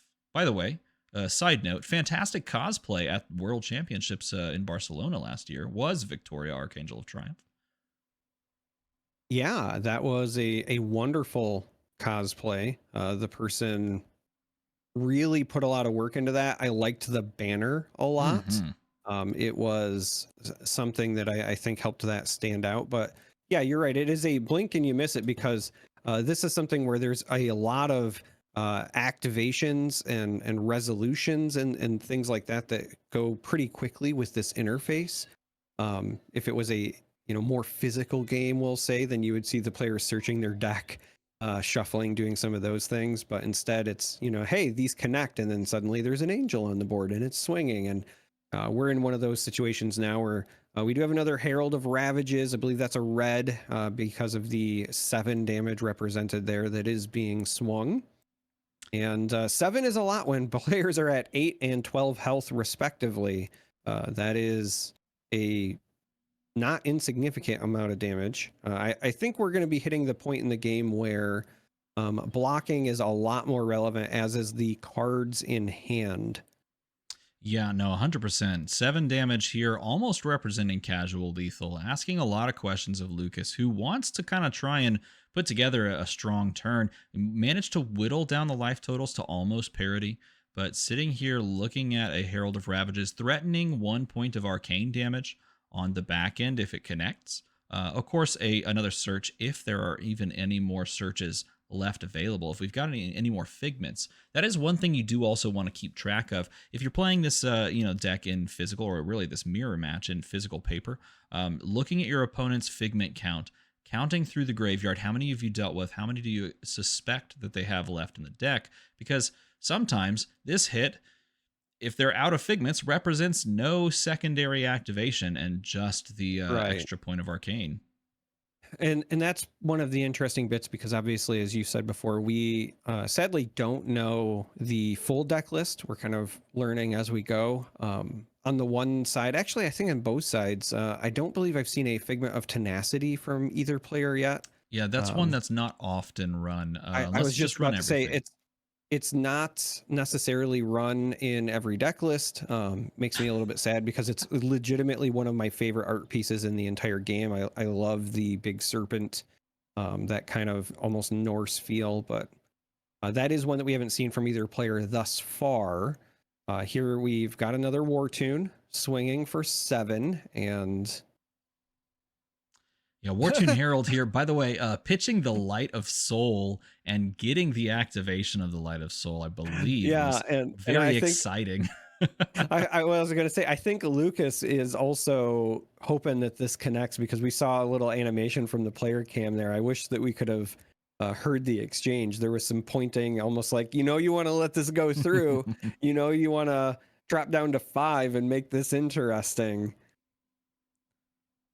One of the best things about watching all of these games week after week has been watching these fantastically skilled players have just a blast playing Flesh and Blood. That is one of the hallmarks of this game. Is we've got really, really skilled players in this game, competitive grinder type players, but the joy that they experience, they do not hide. Oftentimes, they just they wear it on their sleeve, if you will, and they show it off because it's just a blast to play. And these players definitely having a good time. I'm just going to have to trust you because I know that you're a bit of an expert when it comes to sleeves. I hear that that is your area of expertise. So if you say that they wear it on their sleeve, I will believe you. Yeah, I do wear sleeves often, and I use card sleeves greatly to great effect. 7 go As again. we Still yeah, pondering. as we await the resolution of this 7 go again, I would like to go again with offering you a new video where you not just play with a 6 sleeved deck, but you wear 6 shirts of sleeves while doing it. Oh, I have had so many video ideas come and go very much like that after creating that singular 6 sleeve video. Thought about maybe making some like suit of armor out of sleeves. Like how protective can you be? There's a lot of, oh my god, a Oh, soul food is actually in it's almost circulation. it's Holy almost like I crap. predicted it. Oh my god, I am so happy right now to actually see that card see play. I will say this, Soul Food's a fantastic card. If you draw it turn 0, you can dump your entire hand into your soul if any of them, like it's just so fantastically cool to know that like at any moment you can just have Soul Food and your entire hand becomes soul fodder. I think that's fantastic, and this just makes me so happy to see. Oh, I'm giddy at this moment, but who is not giddy? Rhea Adams, as she sees that this, uh, War Tune Herald for 7 is now actually for 10, and it's going to be Yes, eating her board. I was just about to say there was also the yellow angelic wrath that was played there. Fantastic card because it's a light illusionist instant. So at yellow, you still get that +3 benefit for the cost of 0, while also being your relevant card types, pitch type, etc. And now I believe this is going to be Lucas getting his own Archangel of Protection up and running because we had not yet seen that on his side of the board.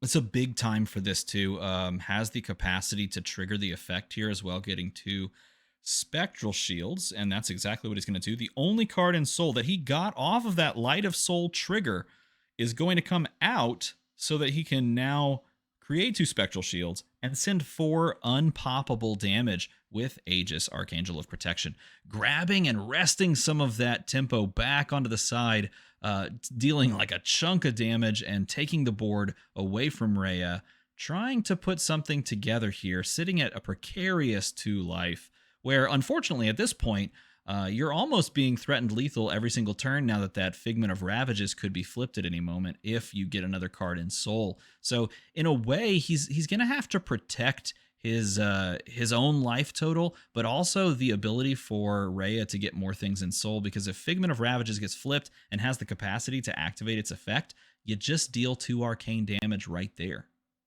Yes, and while 2 is more than the arcane barrier, the other thing that Lucas does have at the moment is the presence of additional ward, right? So those spectral shields, a very big deal, not just because Lucas is down to 2, but also because they soak arcane, as do the angels if you need to do that in a pinch. I keep going back to, and I can't help but point out this merciful retribution that has done so much work for Rhea since it hit the board.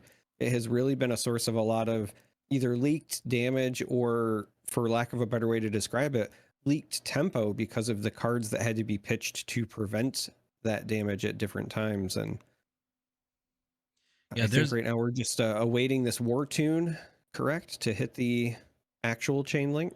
Yep.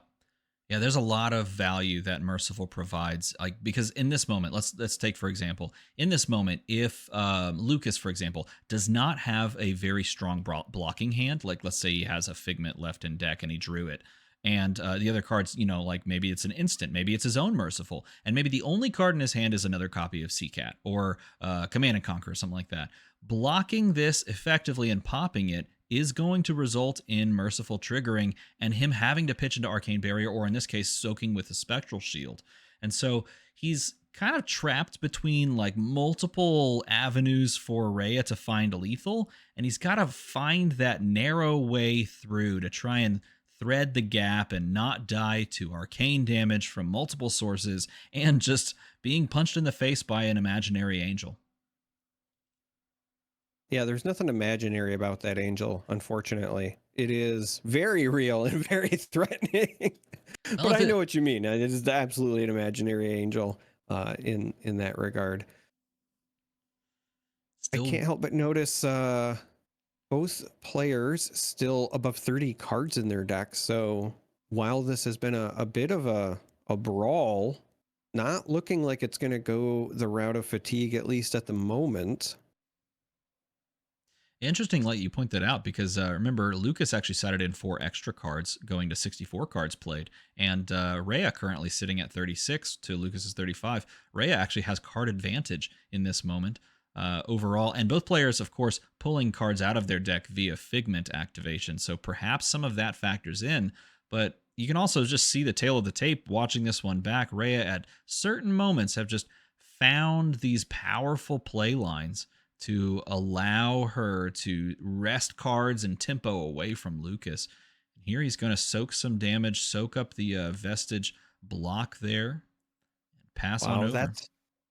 That has to feel like a really good turn for Rhea. Like if I'm Rhea, I feel like I'm incredibly happy with that result because I cleared up the Spectral Shields and I got another key piece of equipment.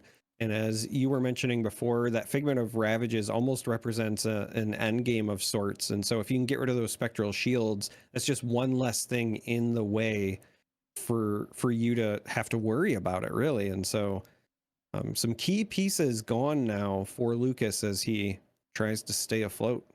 And look at what was pitched over on the side of Lucas. He pitched a Merciful Retribution, a non-block card, kind of highlighting that possible scenario we were talking about earlier where he could have just had a really awkward blocking hand. I wonder if, because we haven't seen an Arclight Sentinel established onto either player's board, I wonder if he's holding something like that. Could maybe make its way into the arsenal after this, or maybe that's the reason that he had to make the Vestige plus pop the Archangel on the board plus the 3 shields play just to try and prevent damage, because he didn't have a blocking hand, and this is the blue Herald of Triumph, not the best card to play. So you would have to assume if there's a better card in circulation here, it's either going to follow this one up or this was just the best he could muster. While we wait to see what the resolution of this is, that is, I think, something that I want to pose as a question to you, actually. Do you think that players have kept in ArcLight Sentinel at all?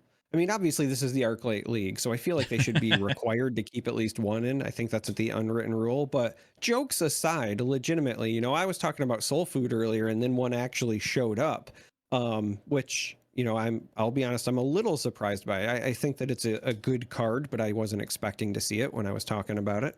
ArcLight Sentinel is another one where obviously the card is incredibly powerful.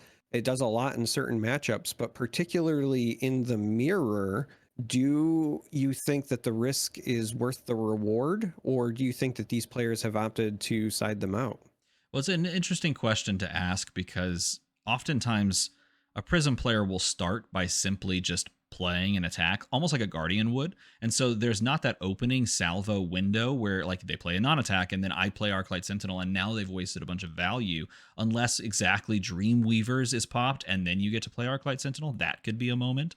And so you're right, there is perhaps some less play for Arclight Sentinel, but to counter that, I think we saw Lucas actually pitch one in one of the first few turns of the game. So at least one is in circulation. Probably haven't made it back to pitch stack. So if he does have another one, it could be maybe floating around in hand because they are getting close to that point where the deck Well, cycles.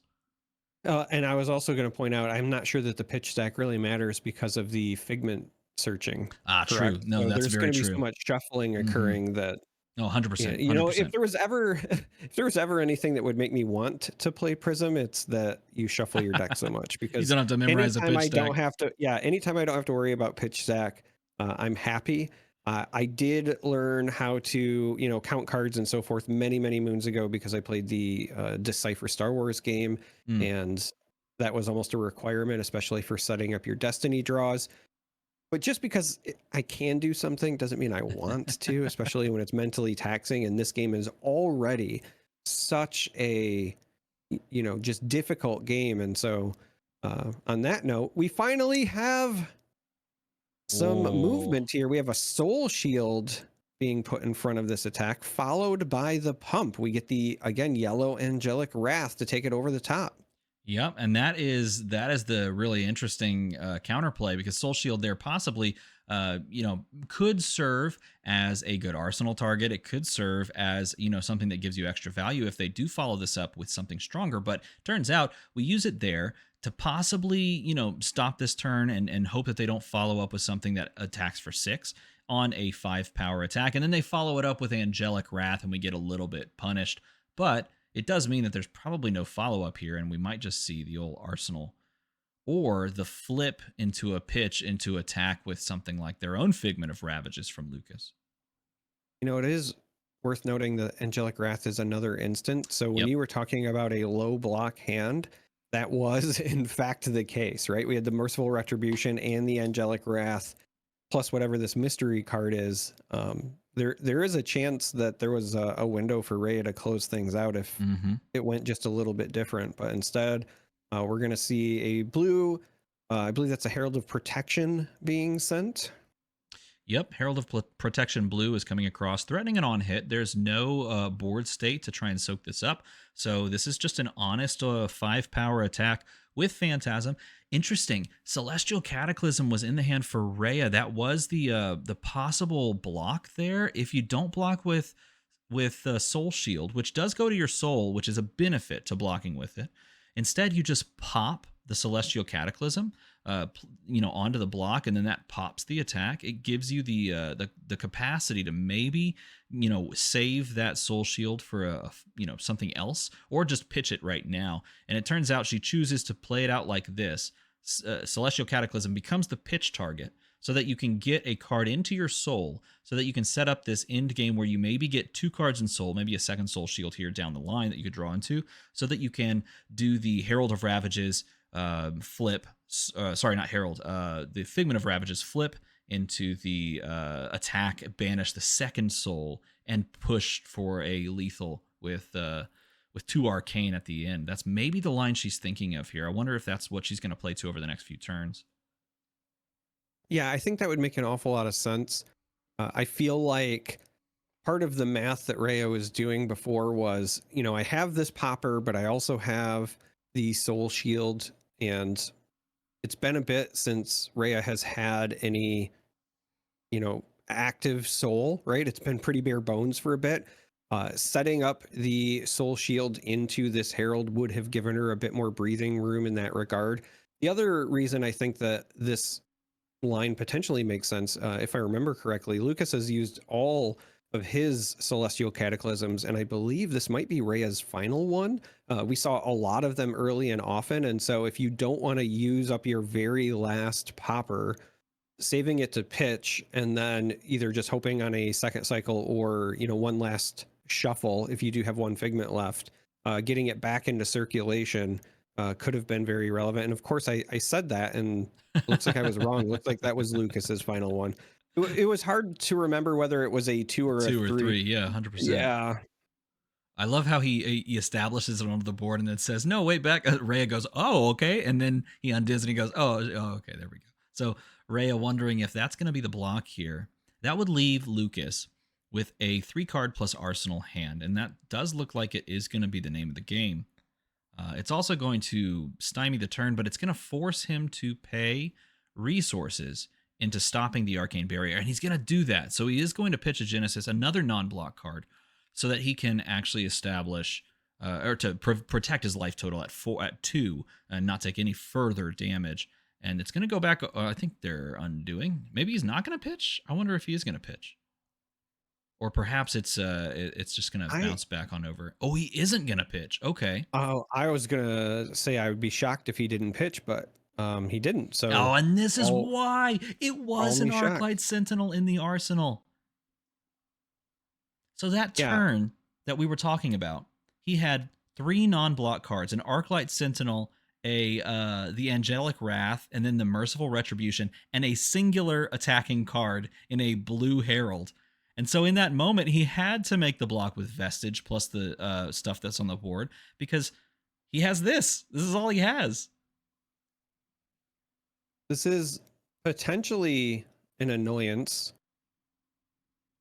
for Lucas to develop this, and then Ray is going to have to figure out a way to get through it. But going down to 1 just feels so I don't know, risky to me, just because of the presence of that Merciful Retribution and the Figment of Ravages there.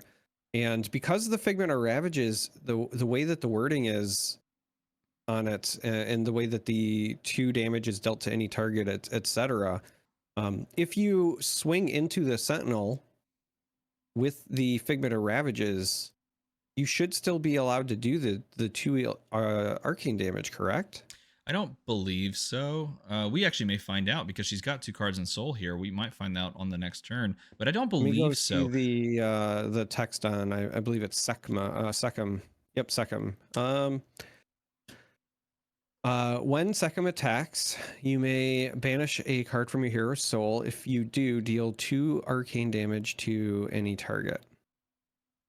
Yeah, and the greasy underlines of when ArcLight Sentinel demands that attack is where things get a little weird, because the moment it drops onto the combat chain is when that is sort of soaked up and redirected. And there's a lot of discourse and a lot of rules been written down about when rune chants resolve and what actually goes versus what doesn't, as far as ArcLight Sentinel is concerned. But we may actually see it play out right here. But nope, it's not going to happen, because the Herald of Ravage is just going to get sent across to clean that up. Yep. But it does buy Lucas a little bit of space to establish his own Secum on the board for 4 ward and a little bit of extra life. Variable, but looking like it's 4 extra life right now. 4 extra life is a pretty big deal when you are so low. Yeah, it does also, again, you're staring at a Figment still on Lucas's side, 1 on Rhea's side. We kind of talked about you want to be the person with the last angel standing, if at all possible.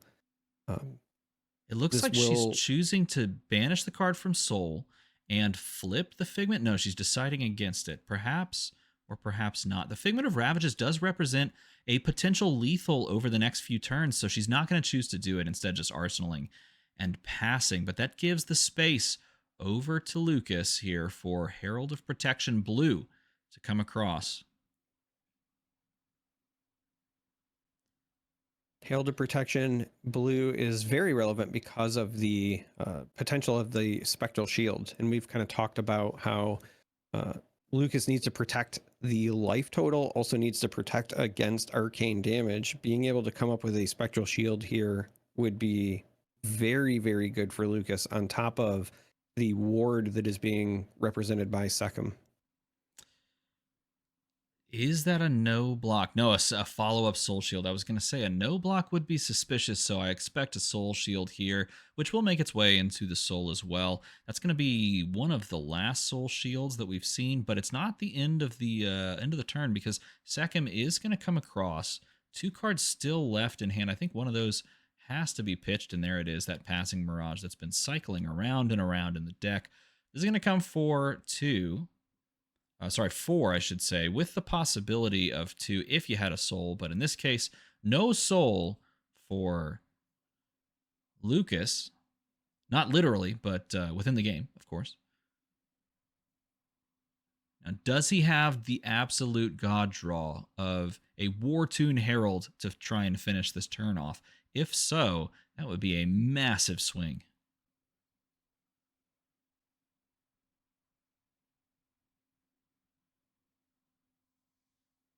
I was trying to see if when Second was printed, if they updated any of the rules for ArcLight Sentinel, and I was not able to find it. So the only thing that is interesting to me is specifically because it's an activation on the Angel, and so I don't know whether it is going to apply the same rules as it does for other split damage sources, right? So when you think about stuff from the original Monarch block, Vexing Malice, I know there's a few other Runeblade attacks that have the physical portion and the arcane portion, right? Both of those do get stopped by ArcLight Sentinel because the attack essentially never resolves, and so you don't get either side. And that's what I the only think thing that applies throws here, but maybe not. and I feel like it applies, but the only thing that throws me is it just says that when Second attacks, do the thing. And so I know that the attack never resolves, but it still has to be something that is triggered. So I was trying to see if there was something that was specific. It's entirely possible that ArcLight Sentinel would have stopped it. Obviously, at this point, not super relevant since the Sentinel is gone, but curiosity continues to get the best of me, and so I'll have to ask Josh Scott the next time that I have a chance to talk to him. Well, I'll tell you this. Here, smarter people than us know the answer to that, and nevertheless, we do see Rhea absolutely just says, you know what? I'll take the 4 and hope that you don't have a follow-up. It turns out the follow-up was just a Pierce Reality, which is a good card, but not at this late stage when your opponent's at 2 and you want to send lethal, and you're sitting at 1. Rhea thinking on some things. There could be a possible trigger here that she may want to establish down. Maybe an instant, a Light Illusionist, maybe her own copy of Genesis to some degree, but this could be a moment where, I don't know, perhaps she just considers, exactly, activating Prism and flipping Second on this side of things so she could maybe string together some push here. Second attacking, going to most likely trigger the effect here. You have the soul for it. Let's see if she does. She does. So this 2 arcane is going to come across first. Has to be dealt with. It's going to be probably dealt with by Second on the other side of things. That would still, I think, be a relatively solid victory for Rhea specifically, because you're dealing with the opponent's Second, and you have to deal with that because you're at 2 and you do not have the arcane barrier available. Dreamweavers does have the spell void, but that still also only covers 1. So you need to clean this up, but by doing it this way, you could still attack Lucas and then have the damage threaten Lucas, and then that damage would be eaten up by the ward. But because that soaks the arcane damage, that 4 also still needs to be covered additionally as well. Exactly. And so there's either going to be cards eaten from Lucas's hand, or this could potentially clean up in one fell swoop both the Angel and the other Figment available to Lucas. I think Rhea's fine with either of those outcomes, but I think that this was a great opportunity to for lack of a better term, kind of like fork your opponent. In chess, you use your knight to threaten several things at the same time, and that's oftentimes called a fork. That's kind of what's happening here. You're threatening the hand or more than one Figment all in this one attack, and then you still have 1 card left over and 1 resource as well. He could also be pinned on a bad blocking hand. Again, we've seen that he's running a fair number of non-blocks with the Angelic Wraths being included in this deck. Currently doesn't have anything in soul, meaning that Figment of Triumph is actually not representing any any ward at all. You can't flip it. And so the only recourse here is to let Second sort of eat that up and then make this type of block. The arcane damage is not available or able to be stopped in any other way, shape, or form. And so here we have the block, the full block, and the question is, What is he going to have in return? Keep in mind, Sekhem does not have go again. There's a blue in pitch. It's not a yellow. What does he have to return volley with a 2-card hand here? You know, I believe that was a Genesis that was pitched by Lucas. So that was at least one non-block. Mm-hmm. There is the possibility that you were once again correct and that this was a bit of a clunky hand by Lucas. But, you know, the interesting thing is this is true for both players. Unless Rhea has specifically sided out almost all of her non-block other cards, or maybe just not even included Genesis, included ArcLight Sentinel, and really only runs Mercifuls and the Figments in the deck, she could still run into a clunky non-blocking hand. And her Empyrean Rapture represents 1 ward, so that can stop both arcane damage and physical damage. And Dreamweavers can stop arcane damage, but it can't block. Your Phantasmal can block for 1 on most of these attacks because they're Phantasm attacks. But if your hand is like 3 non-block cards, you could just be dead on the board if you didn't have something like Sekhem. Does appear to be a War Tune that has yet to actually hit the chain link. We've got this window for potential instant responses. The downside here is that I believe Rhea is just out of Figments if this Sekhem is gone.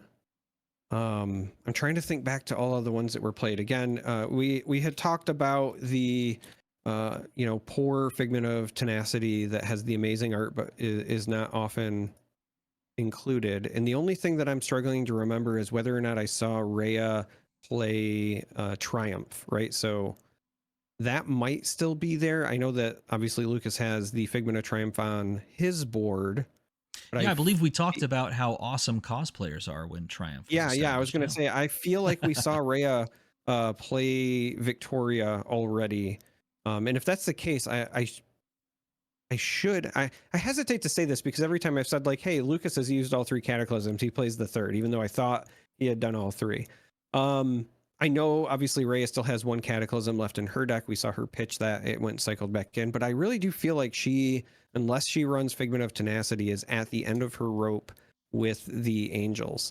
And so providing that fork play the previous turn was very good for her, but now she's stuck in this position where she might end up losing this Angel to a casual 9 attack War Tune Herald. The Pierce reality here actually comes in a little bit clutch, pushing this up even further than you would normally expect. Obviously, a War Tune Herald red is going to come for 7, but the establishment of that Pierce reality, making this 9, could make things very uncomfortable. Unless we have another Soul Shield like sitting in Arsenal or in hand. I think we've seen at least 2. I'm not sure if we've seen the 3rd one. This could be an awkward blocking hand, and this could be just I'm dead out of nowhere with all the non-blocks that I include in my deck. That's the danger of new Prism and how this new Prism sort of operates. But it could also be that we want to try and present lethal from Rhea's perspective. So giving, a 3-card block and keeping Sekhem around as our win condition might be what she's trying to figure out how to do. Depends on what's in the arsenal. Oh, look at this. It's a 10 block. She just gives the entire hand, donates all the tempo. We see Invoke Soraya, a fantastic card. Love that card. Another Soul Food, her own Passing Mirage that we've seen circle a couple of times. That's just going to be donated to the cause to prevent the on-hit and to prevent any extra damage leaking across. So you are correct. We've only seen 2 Soul Shields. I believe that's the 2nd Soul Food that we've seen as well. And while it did take the entire hand, I have to say I don't hate that play. It does provide Lucas a window of opportunity to further capitalize because obviously the 4-card hand now is a bit more dangerous. But because Rhea had an arsenal and still has, a slightly relevant board here, giving up your entire hand just to ensure that you not just live to fight another day, but you also keep that Angel on the board. I think I like it, especially when you factor in the value of the cards, right? None of those cards were what I would describe as like really high value cards in the moment. So she's not really sacrificing any sort of opportunity cost. And similarly, even here, we have the War Tune Herald for 8 coming across. That's going to eat 3 cards from hand, but none of those cards necessarily wow me either. Might still get away with being able to send whatever is in the arsenal at the moment, or just pitching this and swinging with the angel once again. Such a tenuous moment here for Rhea, sitting on 1 card, 1 arsenal, 2 cards in the hand, but does he have a follow-up to that first massive attack? It looks like they're going to run it back. They're going to run it back. They're going to play it out, trying to decide how they're best going to deal with it. This Wartune Herald is actually pushed to 8. It's a yellow. And going to, oh no, she's going to, I think, allow perhaps that trigger to come online and then try to push arcane damage perhaps. There's the Victoria flip. We got the Victoria flip there. He managed to get that card so that he can activate Victoria, paying the resource to flip.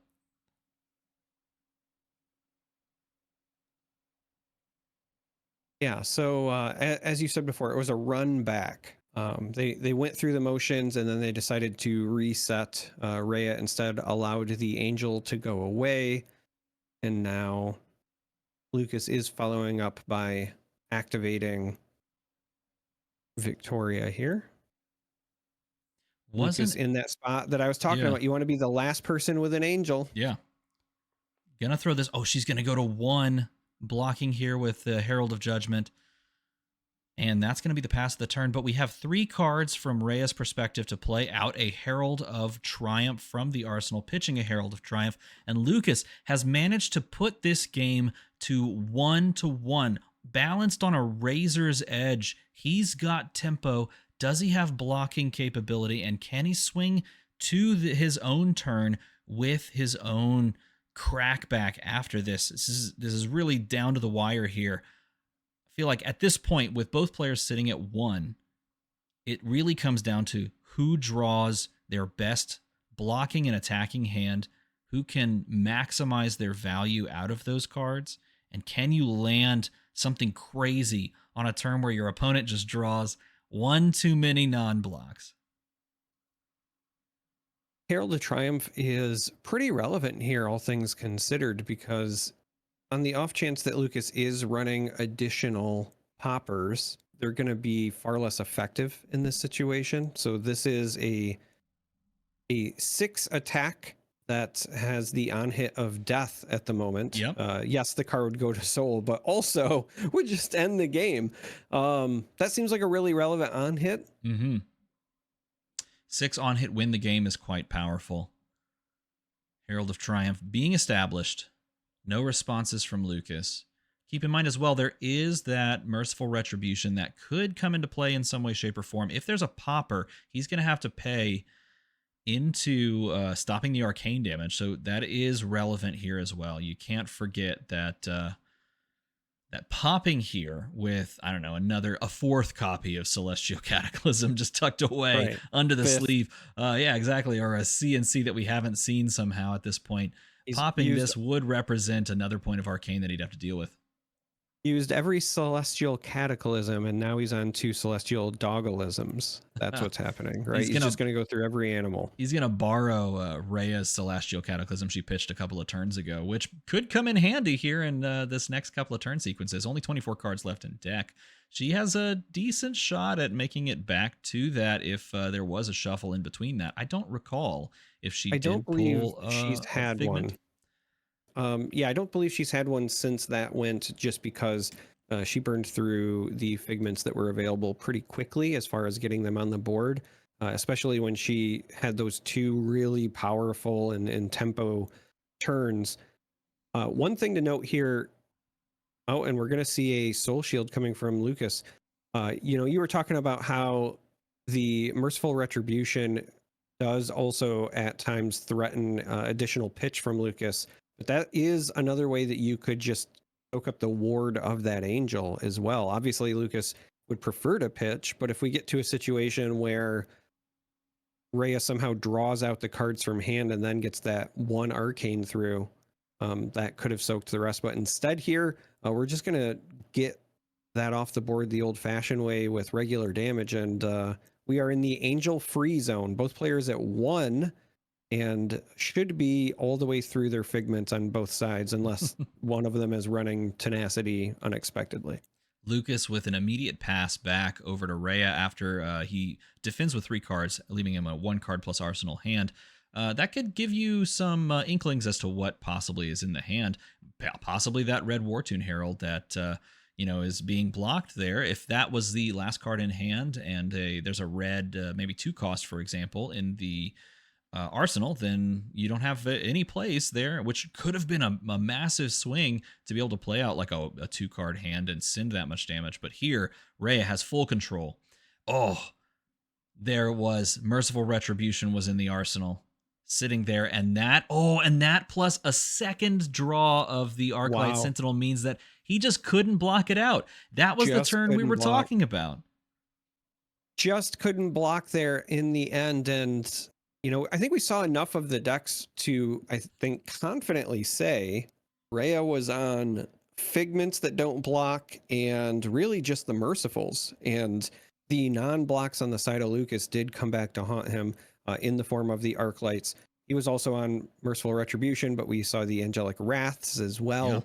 Yeah. And great game to watch. Really high-powered offense from both players in the early going.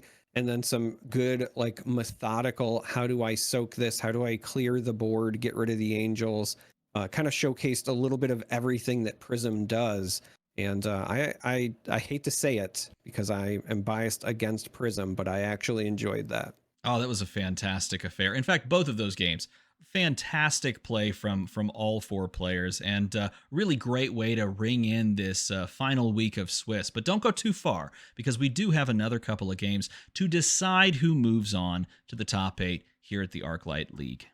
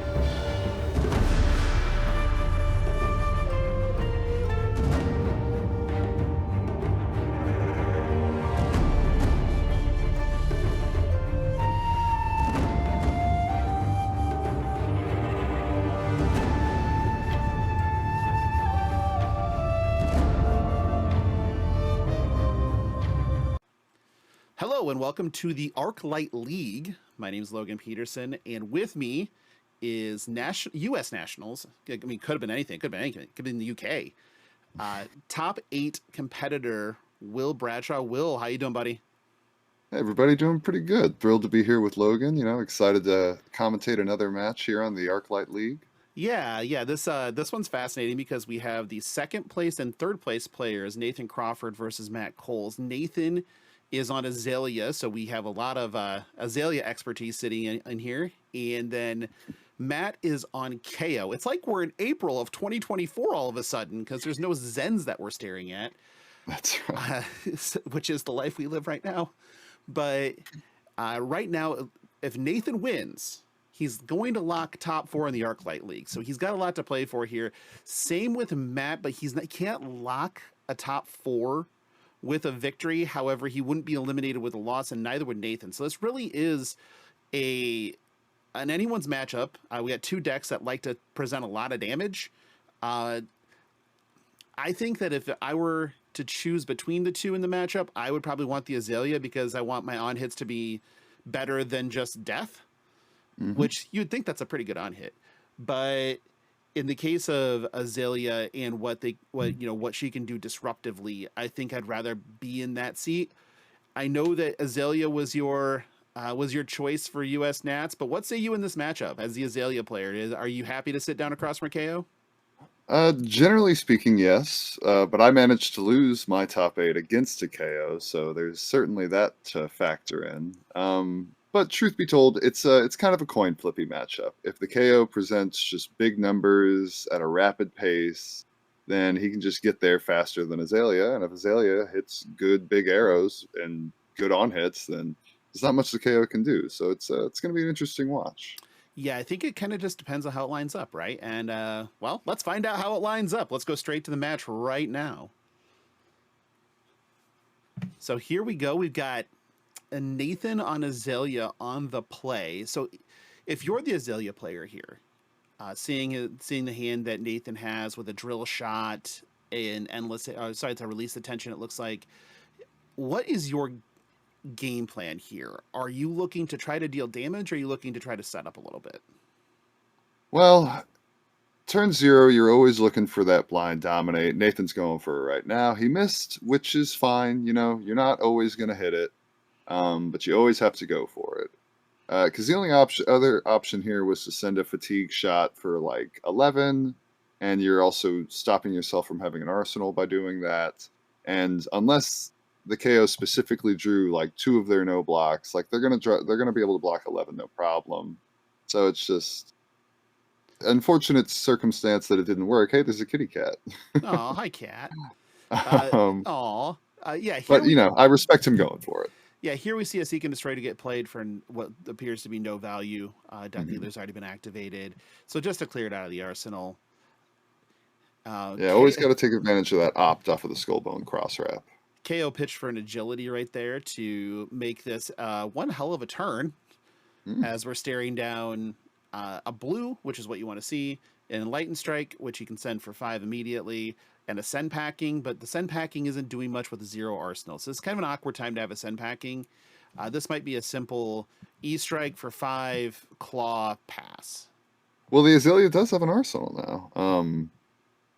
Yeah, I was thinking, you're correct. Yeah, sorry. E-Strike, pick and draw, maybe E-Strike 7, but now he gets the opportunity to take advantage of an arsenal, so not a bad way to be. Aelia doesn't block unless you force her, so she's not going to block that 5. Now this 6, Nathan's going to consider, but we have insider intel, and we know that his hand don't block real good. No, it don't block good at all. This might be one where he has to make the decision of, okay, not ideal, losing the arsenal here, but otherwise... Curious thing about this agile windup, I was questioning, maybe do E-Strike for 7 so you get guaranteed value. But this agile windup, while it's not a good arsenal target, if he, most likely, I think he will, uses this ability at the end of this turn, he's going to get a might and an agility, which might be worth more than the 2 that he didn't take off of E-Strike. Interesting play by Matt. I think that absolutely is worth the 2 that he didn't add on to the E-Strike. At least 2, and could be worth more if the go again is really good. Could be more. We're going to protect our arsenal here and just block 7, call it a day. This is, I think, a situation where Nathan's options weren't too fantastic, so he chose to just say, I'm not going to take more damage here, and just arsenal set up pass. and try again. Yep. And here's another Send Packing. So, oh boy. We have a swing big into a Send Packing as a potential play line here. This is getting to be a little bit brutal. Remind me, is Send Packing a 2 cost or a 3 cost? I think it's a 3, so we can't necessarily do both here. But still, pretty gross. Or you can just Send Packing for 7 if that's what you really want to do, and then claw behind it. Mm-hmm. Nope, we're swinging big. Just 9. And he's probably going to claw arsenal Send Packing would be my guess, but we'll see. That would make the most sense.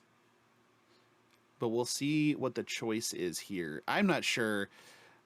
You can tell by Oofa toofa. the lake on. Oh no, we're just gonna send 15.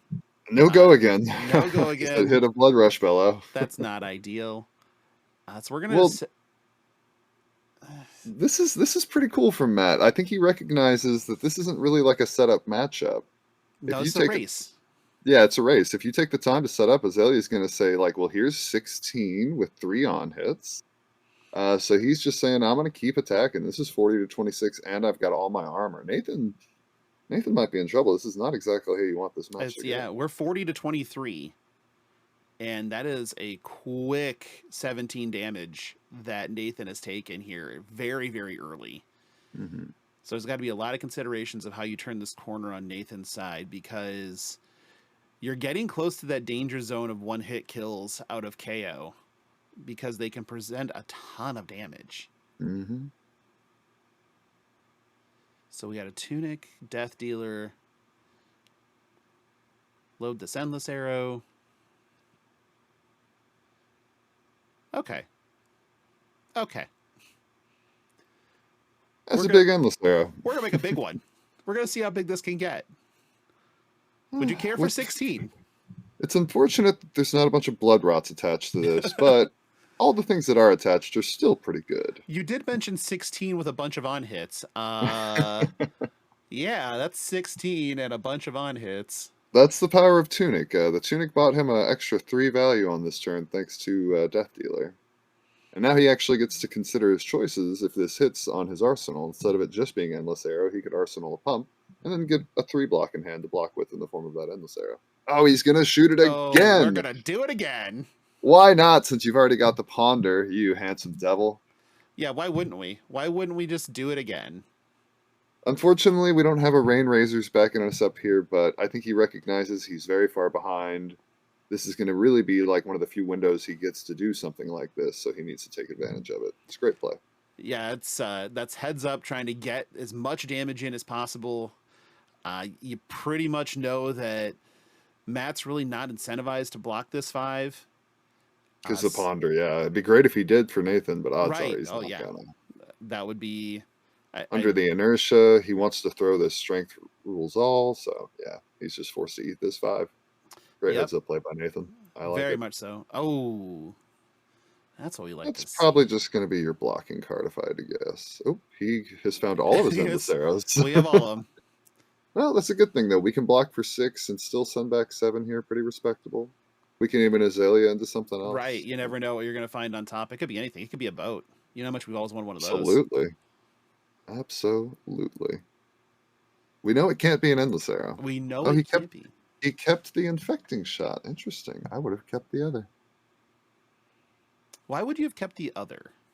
If you draw into 2 pumps and 2 arrows, you get to block for 6 and then send back endless for 10. It's a very fun loop in aggro matches where you're basically saying block this or else I'm going to keep on shooting it with 1 to 2 pumps. Instead, blocking 8 dominate. 7 and 10 is pretty annoying. 8 dominate, on the other hand, on a fatigue, that's exactly where Nathan wants to be. This is going to be very good for him. It's going to eat a good chunk of damage. Fatigue. Unfortunately, he doesn't know his opponent has an E-strike, which is just going to be reduced to a head jab, but that's fine. You know what? I've played a lot of head jabs in my life. I'm 100% fine playing a head jab when I have to. We do have an agile windup in hand from Matt over here. I don't think that that's what he's interested in doing now, but that might be the play next turn. Might actually be arsenaling this E-strike. Mm-hmm. I could definitely see that.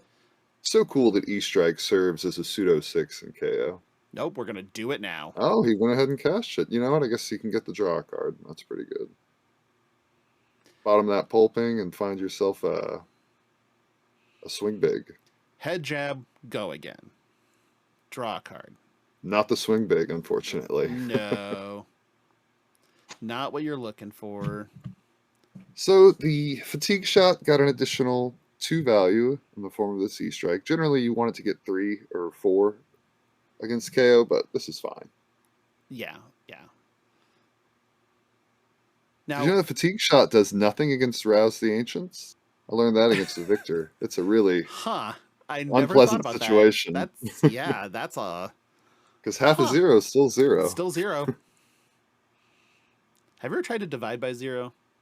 It doesn't work. Don't do it. No, it's not worth it. Don't do it. That's an old school internet meme. Listen, if we're gonna start making age jokes now,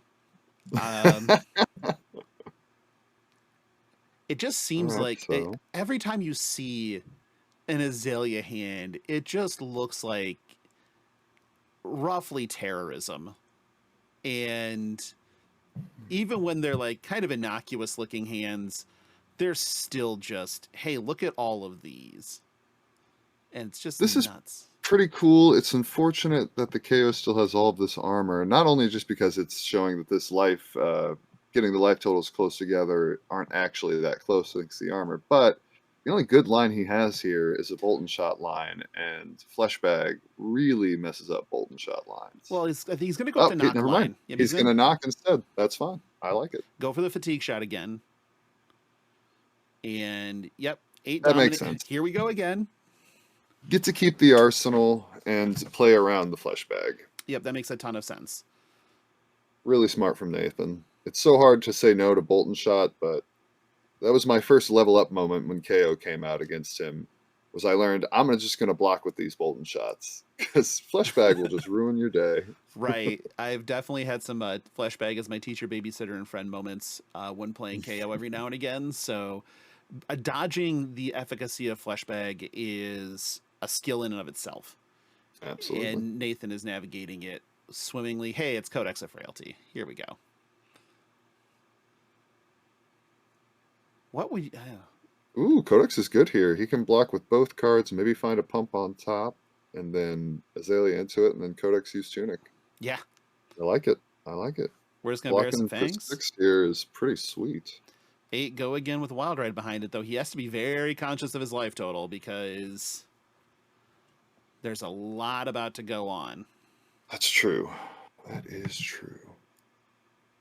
I like his position here. The Wild Ride going to Arsenal is going to be trouble for him, but he's probably just going to just play the Wild Ride, to be honest. Does this have go? Oh, it does have go again. Yeah, you're right. Never mind then. Okay. We're going to threaten all the life total. Man, Matt's agilities have just been abundant this game. They have. He has not missed much. That is great. No blood rush, which is so funny to see. Well, we saw one. That's true. Right into the grave with it. Right to the bin. Right where it belongs. Straight to the trash. That's exactly. I'm sure that Matt is not the most emotive person you'll ever meet when it comes to games. But I'm sure that there was a thought in his head of really at that point, but he was stoic as ever. Nope, we're just going to claw. Okay, we're going to Arsenal's Wild Ride. Oh, that makes sense. When you have the claw as an option, it's only doing 2 less damage. That makes a lot of sense. That makes sense. We have a Might token for next turn. We have some business next turn. Now, he's probably... Oh, we didn't give up both the cards. Now, that is interesting. So we're going to flip Endless. Oh, maybe he was playing around like Swing Big or... Not Swing Big, Send Packing, something like that. We don't have a way to give this arrow go again. So you're really hoping for a pump off the top, right? Like that's exactly. That's the idea here. That's what I assume he's looking for. I don't, again, unless we're just trying to be able to block the Arsenal Disruption that would have come up next. I'm not sure why we kept that drill shot in hand. With Tunic coming up on 3, we don't need the pitch. That probably should have been converted into block. But I don't know. Nathan's maybe cooking up something that I don't know about. Yeah, that's a possibility specifically with this setup right now. Nathan's life total is very threatened. Oh, absolutely. The top of his deck it looks like is not cooperating, so it's math time. And he might actually be regretting not blocking with this drill shot.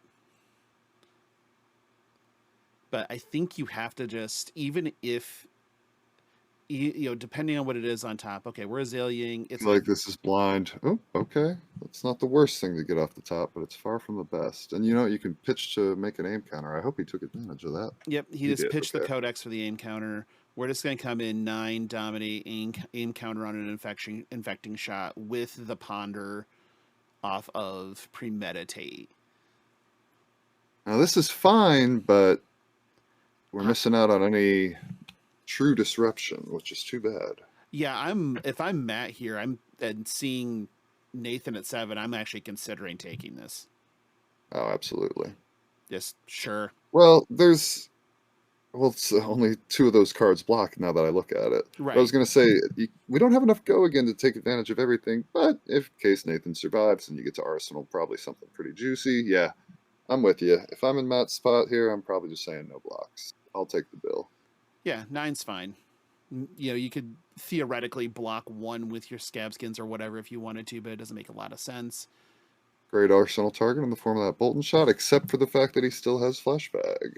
Mm-hmm. But that's fine. And so we're going to Wild Ride.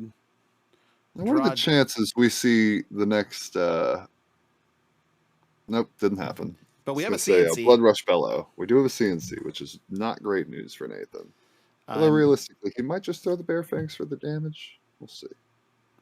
We'll see what what the blocks are, I think, is what it comes down to. Oh, he's definitely going Claw into Bear Fangs, if I had to guess. Claw Bear Fangs makes a ton of sense. You could incentivize with the Claw CNC as well. But... with your opponent at 4, yeah. Yeah, I think it's Claw Bear Fangs. Claw is 100% happening. Let's just start there. Absolutely. Claw is such a good weapon. It's Thank goodness he only gets one of them. Yeah, I really wonder. There are sometimes that there are a few different things that I wonder have happened in the development room at LSS. First and foremost is was there ever a conversation about why Rosetta Thorn wasn't elemental? And I'm sure that came to like 1,000-yard stare from James White before just replying, "Oh, we discarded another Blood Rush." There's the Blood Rush. I was hoping Nathan would get bailed out with that on the go again attack, but at least he got bailed out here for 2 extra value. That's nice. But I imagine James White will have 1,000-yard stare when asked that question. Just go, no, that was never a consideration. Which obviously. Absolutely. A little take aim Bolton shot action. This is threatening lethal. Now, interestingly, and we have an all red hand. Oofa toofa. It's pretty good for Nathan. Now he neglected the skull bone here. Now he might see the writing on the wall and just say like, I'm going to shoot 7 unless there's something very specific on top. There's not much better I can do. 7 is lethal. It is a position where Matt has drawn the all red hand, so he can maybe should have taken that peek. He can just swing big for 10 now. Is that right? Is that what we'd be looking at? Oh my goodness. Well, we have a Might token out there already, I believe, and Might off the Bonebreaker, correct? That's correct. Yep. So that's a big old swing big. Not too bad for an all red hand. No, it's all red hand and a 3-card 10. It's like, okay, fine. So here's 10. If you block it all, you live and you get a token.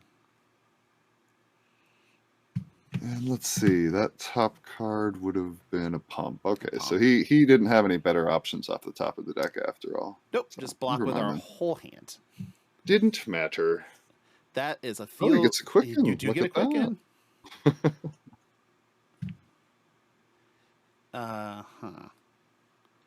Is this where... Interesting, because I think that, yep, we're going to discard, get the Might token. Might as well get that pulping nice and big. We're going to do this pulping as hard as we can.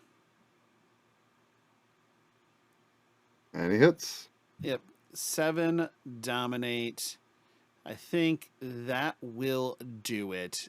And there it is. Matt Coles navigates the minefield of the Aelia matchup to move to 5-2. Nathan also moves to 5-2. Both still alive for top 4 of the ArcLight League. Yeah, that was a match. That was quick and to the point.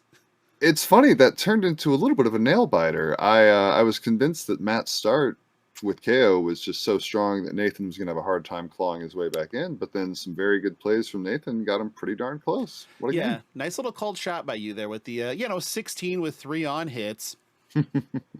I would like to point out that neither of us watched this match beforehand or anything else. We didn't have any knowledge that was going to happen. That's just Aelia things. That's Aelia things. And but this is one case where Aelia things weren't good enough. There was a ton of damage presented. Oddly enough, we saw 2 Blood Rush, both in the bin.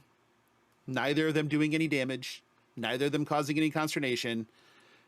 But Matt Cole's still the victor in the ArcLight League. Looks like round 7. So both still alive for top 4. And we'll have to see where it goes from here. What do you think? What do you feel like in this league? Obviously you have your Majin Bay playing Kano because that's what Majin's just blasting. That's really what he knows to do. You have a lot of, insanely good players doing the things that they know how to do best.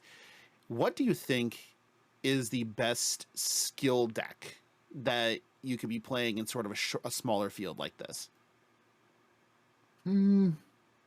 That's a great question. I really like Majin showing up with Kano just because Kano can really shake a room and he's someone who's great at it. Maybe Levia. A well-skilled Levia pilot can do a lot of good work. Yeah, I've seen some very scary Levias in my life, and it is brutal when it happens. Well, quick and to the point in our casting of the ArcLight League for this week. Thanks, everybody, for watching, and get ready because round 8's coming up fast and furious, and we're getting close to the top 4. So stick around for more coverage on this channel. Like, subscribe, do the thing. Do the thing. You should do that. You can also follow us on Twitter. Those are just the things under the names over here. You can just do that thing too. So, and also I'm just going to plug myself because why wouldn't I? But you can also listen to Flesh and Pod every Tuesday for 137 weeks in a row right now. We've never missed an episode, and I hate myself for it. Will, where can they find you? You can find me over at the Card Guys, or maybe on Twitter, or perhaps playing some Counter-Strike on Steam. Keep an eye out for me. There it is. Well, thank you very much for tuning in, everybody. Will, it's been a pleasure. We'll do this again soon. All right, buddy? Much love. Take care. Bye.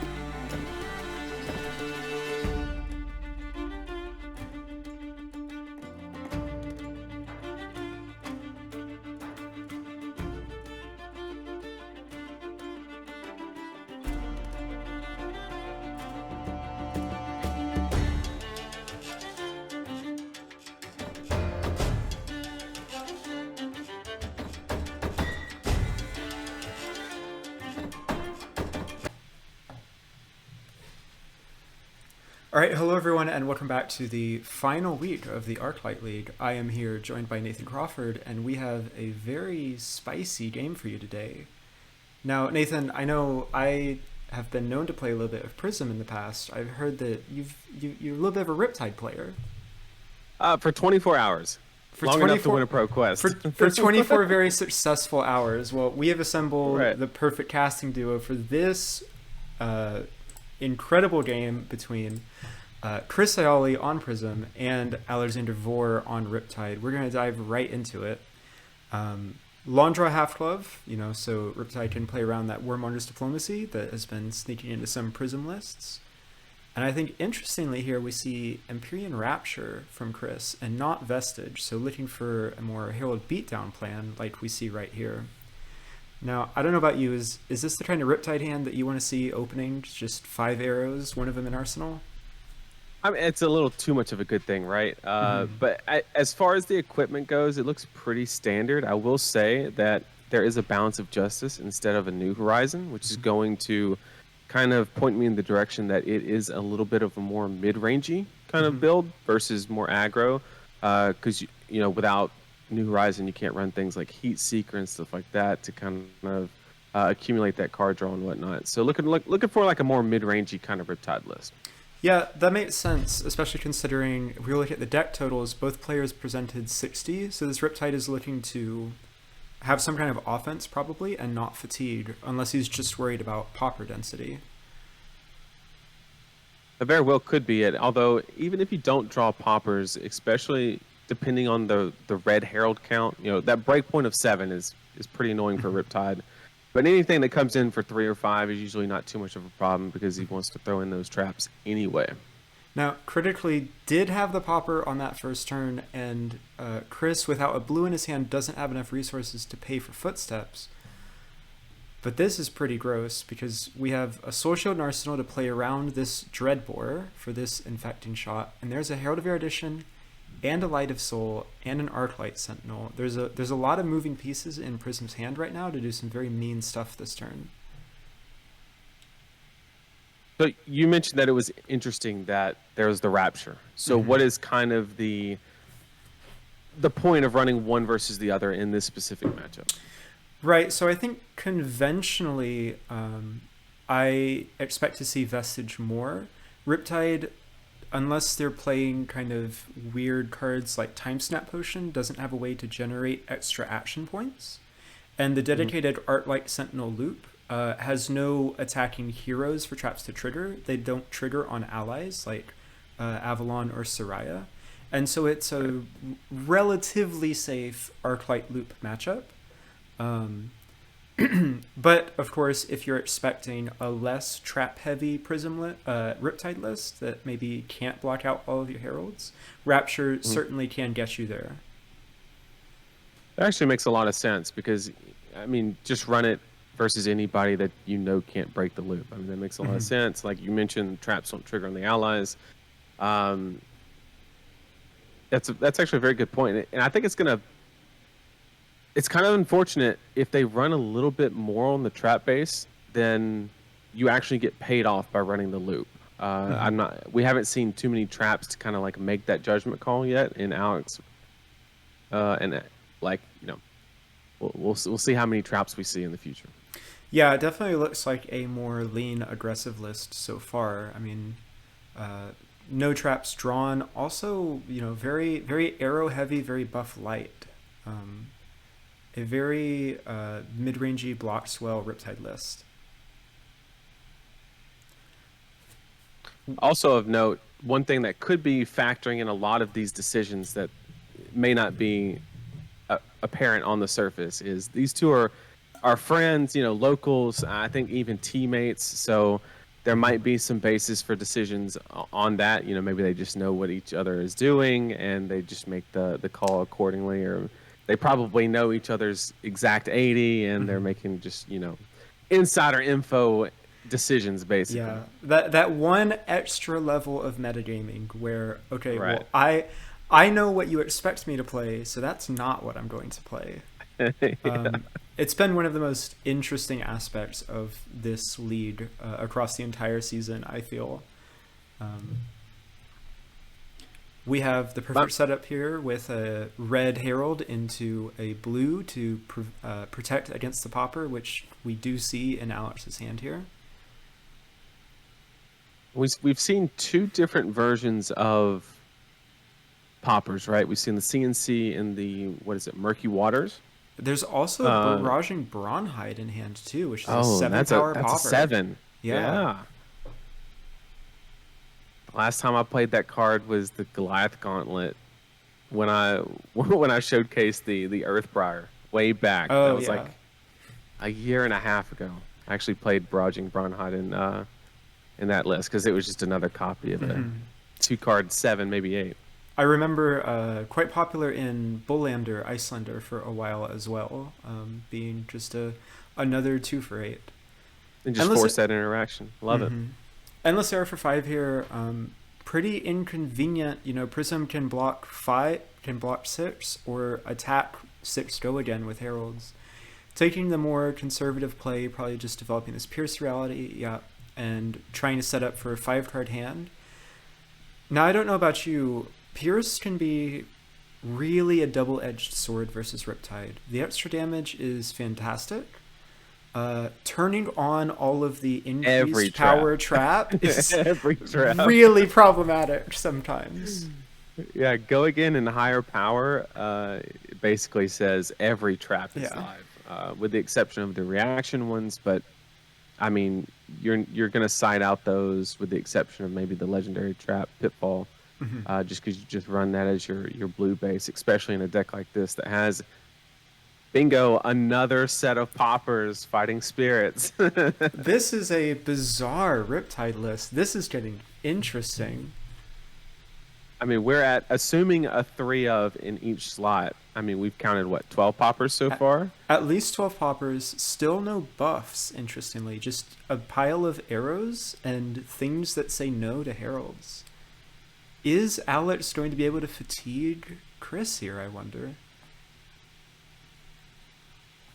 I mean, buffs don't block 3, so maybe that's the basis. They don't, give you more ability to block a little bit better. I don't know what else this deck would beat if there's no pumps, but you know, I mean, hey, just load in a bunch of poppers and see what happens. I mean, that's that extra level of metagaming, right? Where you if you can predict your opponent's move, then it can go really well. Only 1 yellow in Chris's hand here kind of locks him into the play line of sending a below par herald, like a blue rebirth or blue protection following up this Wartun. Hey, there's our first buff from Alex's side. Premeditate, pretty good card, I've heard. Pretty good one, yeah. I wouldn't be surprised if Chris just takes another off turn here, plays a second Pierce Reality, and says, okay, you're going to run out of poppers eventually, and then things are going to get really ugly really quickly. Or putting it in Arsenal for a later turn. Very reasonable. Actually, probably going to pay off here, because Alex is going to get to attack with a buffed up arrow in Arsenal, and Chris might be able to just have the perfect 1-card play of, you know what, here's a Spectra that you really don't want to answer. This Riptide list is like very, very interesting. A lot of 3 blocks, but no, have we seen a single trap yet? I don't think we have. I don't believe we have seen any traps yet, no. And we've seen 1 pump and a bunch of poppers. So very interested to kind of see. It could just be the draws, you know, that is something that we have to factor in. Yeah. Could just be like very unlucky with the draws, which if that is the case, that issue is going to compound very, very hard in the future if he draws like just a handful of pumps. Yeah, so Chris is able to block 9 here, play Pierce Reality and Arsenal Soul Shield. The question is, would he rather just attack with this red Herald of Triumph? There's an on-hit of draw 2 cards here, essentially, for Alex. It's quite valuable to deny this on-hit, but there is a strong argument either way. Chris only at 1 soul, and so this Soul Shield, if it were to be put in Arsenal so that you can play around Dreadbore, is pretty valuable in that regard as well. And it is coming down to the full block. There is one play here, which is play Pierce Reality. And crucially, we have access to that second soul now with Soul Shield and Arsenal. Now, I'm assuming that the Prism list will have a passing Mirage, right? That's pretty standard. Pretty standard to see that, yeah. It must be Right. unfortunate that we haven't seen them in the top, 23 cards or so. We are going to run Or into arrows and poppers. That's Mhm. insane. We are going to run into an issue here with Prism pretty quickly where none of our heralds are hitting, which means we're not getting to pull Figments out of our deck, which means more and more of our deck is Figments relative to heralds. And if we don't start hitting soon, we're going to have a lot of hands that just do straight up nothing. Right. I mean, you can always hard cast the Figment, but that's obviously never where you want to be, right? Not- Don't they cost 4? They cost 4, not ideal, Oh. especially without Yeah. Tunic. So you're that's a 3-card play right there. When you usually get it for free.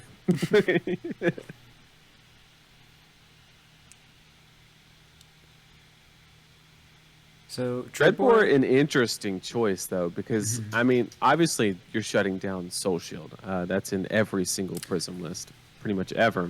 But they're not always on like Fates and Sinks. In fact, I think the red count is so restricted that most lists don't run even Sink below, right? In Prism specifically, yeah, it's basically just Soul Shield at this point. Occasionally you'll see Sync sneak into the odd list, but it's probably not being presented against Riptide, especially when you're not in this Rapture package. Right.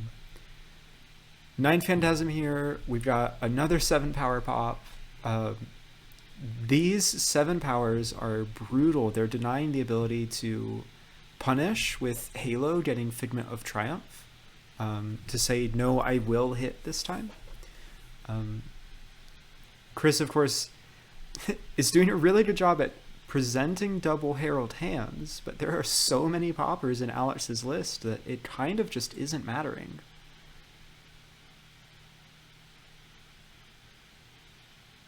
It's Now- actually wild. It's actually wild how many poppers we've seen in Riptide. It is a bewildering list. And not even a battering bolt. We haven't even seen a battering bolt. So like, Not yet.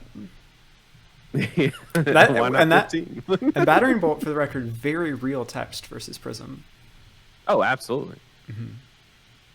Protecting the Soul Shield, really awkward here that you can't play it out against that Command and Conquer, which I'm sure you would love to do. Oh, we're running traps. There We are have traps! Oh my goodness. Pretty good here too. Yeah. So, interestingly, I mean, it looks at a glance like both players are approaching fatigue at relatively the same rate. Alex has like 41 cards to Chris's 38-ish. But remember, 7 of Chris's cards are Figments that don't really do anything. So Right. Chris is going to run out of threats really soon if things don't start connecting. On average, in an average Prism list, like how many more non-blocks are there? Obviously, they produce stuff like Genesis and stuff like that, but like on average, how many would you say? So the standard lists are 7 Figments, and then if you're trying to lean into like Herald of Erudition plays, you'll also see 3 Genesis and 3 ArcLight Sentinel. So around 13. We do finally get a Figment out of our deck. That also importantly means a shuffle, so all of these heralds that we've been pitching to the bottom of the deck potentially can be redrawn before we see all of our Figments. Choosing there to awaken Aegis, just saying I would like my free 4 life gain from Empyrean Rapture. But this is a bit of an awkward hand here with Figment of Triumph and Genesis in Chris's hand. No yellow heralds and no red heralds. He can say no blocks in this E-Strike. Aegis and the Spectral Shield die, but he's then not safe from a popper. He doesn't have 2 heralds plus a blue.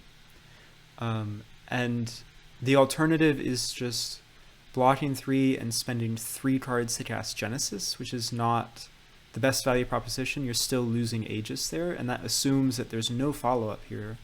We know there's a Codex of Frailty in Alex's arsenal, and Chris is going to have to discard to that now.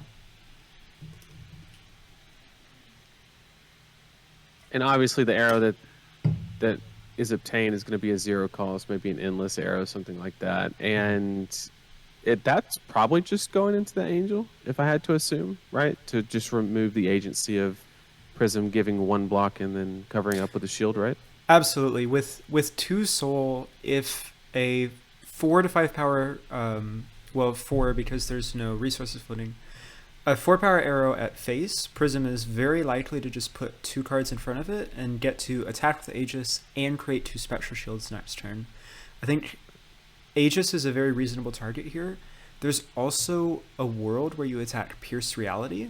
If you don't have a lot of increased power traps in your deck. But I think Aegis a very safe target here, especially considering there are no other Figments on the board right now. Interesting. Attacking with Murkmire Grapnel, which says, no, Aegis doesn't get value if you let this hit. Oh, and gets punished from the holding the Genesis instead of discarding it. Extremely punished. This is now no follow-up for Prism. And there's the battering bolt. There's the battering bolt. You were right. You called it. 15 poppers. That's actually wild. There's an Arclight Sentinel here, but we don't have a good way to play it. I wonder if Chris sees a line to activate Halo of Illumination, go get Figment of Erudition, because he has spare soul to draw 2 cards with Soraya, which might be able to draw him into blues that could let him play that Arclight Sentinel plus develop further board. We know with Alex's hand that he has all the resources in the world, he has a battering bolt, and he has an arrow in arsenal though. Is there ever a world where Perch Grapplers says give go again this turn? I think Perch Grapplers say face up arrows. So I think the only line here is really to trench away the arsenal and then just load whatever your premium target is, which is probably just battering bolt, which would give Prism 2 windows, technically, to or yeah, you could pop gloves as well, depending, or do it that way as well. And yep, and then there goes the ALS. That's what I was about to say. It gives Prism several opportunities to pull that trigger and take advantage of it. Yeah, so the ALS says no to any long draw half glove buff, but this is the second turn in a row where Chris has a D-reaction arsenal, no cards in hand, and is presenting no offensive pressure.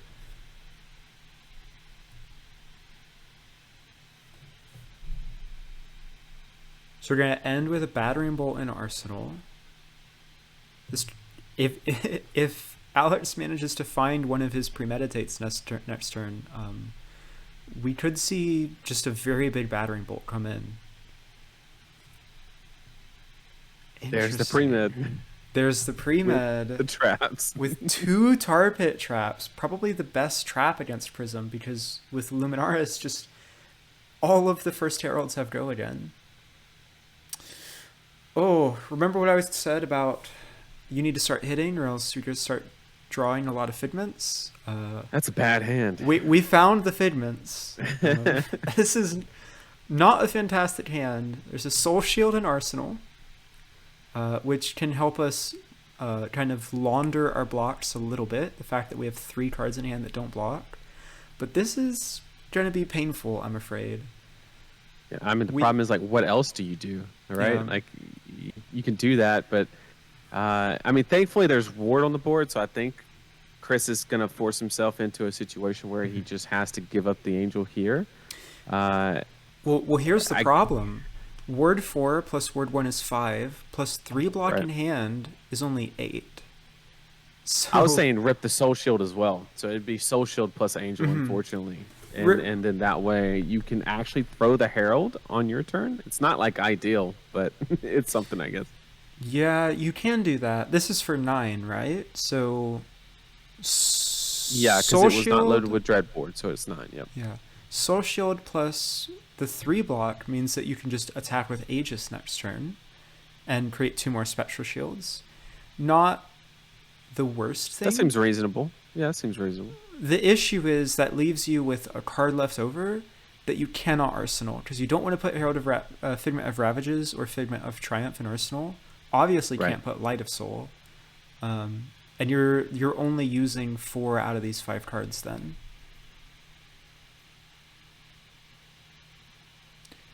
There's also not real Whoa. The hard cast. Okay. And this is really important. So it's play Figment of Judgment, not Ravages, so that you still have the Halo of Illumination Figment of Ravages trick in your deck in case that becomes relevant later. But the hard cast, so that there is nothing to reveal to Battering Bolt, is crazy. Is the Ravages trick even viable against a Riptide build like this? I mean, you're not really going wide by any means, so... You know, that's a fantastic point. If there is no Ravenous Rabble at an Angel, then the Ravage trick doesn't do much. Right. Now, this also is really important, and it was easy to miss. Light of Soul hit there on a Yellow Herald. So there was an extra soul generated there, and Figment of Erudition is now on the board. Ironically, we still have a Soul Shield in Arsenal. And we have no 1-card plays outside of just Awakening Themis if we maybe want to. So the Ponder is generated a waste here. Is there a scenario where he wants to wait to awaken these figments? Like, what kind of opportunity is Chris waiting on to start, like, getting them online and starting to flip them? Is there anything he's waiting on specifically, or just has the extra resources, Raptures online kind of situation? So ideally what we want to happen is kind of wait out as many traps as possible from Riptide, get a Herald of Erudition in our arsenal, and then be able to go Goliath Gauntlet with Herald of Erudition, with Halo to back up getting a Figment of Triumph if need be. Oh, my mistake. The Soul Shield was from an earlier turn cycle. This is a Triumph for 9. Very reasonable 2-card hand. Well, that sounds pretty good here, though. Buzzsaw is brutal here, yeah. Interestingly, a blue was pitched here. Tar Pit Trap, one of the rare instances where it's not online this turn. Buzzsaw will take it down to 7. Mm-hmm. So you could give shoes and then play both traps. Is a line that can be taken if you're still trying to deny the soul. At 3 soul, the diminishing returns there in terms of like what is afforded to the Prism is, I think, pretty different compared to like the first soul and the second soul. It is obviously non-zero to say, you know what, you don't get the 4th soul, but not the end of the world if it happens at this point. I think really just what Chris is looking for right now is an Arclight Sentinel and a Herald of Erudition to combine with each other and try to leverage a pivot turn by awakening Soraya and drawing additional cards. Okay, I got you. So he's basically trying to put together this turn where he can draw a bunch of cards while putting on offense and then have the ability to flip and keep on the pressure and protect with ArcLight. That makes perfect sense. Absolutely. Brutally, this is a no yellow hand for Chris, so there is no go again, which funnily is perfect for the Tar Pit Trap that's about to go in Alex's arsenal. You said it was the best trap against Prism, and both of them have been blanks. Both of them By blanks. sheer coincidence. Oh, but this is a really great way to play around that. So Alex taking a turn off to clear the other Pierce reality, which gives Chris the perfect opportunity to play out this Genesis and get a free soul and a Spectral Shield from it. Got the yellow. Drew the yellow off the top. There can't be many more reds in the deck left, so that was probably a pretty safe gamble there. There is a chance, since we're not on Vestige, if he were to ensoul that red Wartune Herald, and draw another red, that this would just be a pass with two cost reds in hand. But we're through most of them, and we did get there, drawing the Figment of War off the top. So do we think Premeditate is Alex's favorite buff in the game, since it's the only one in this deck?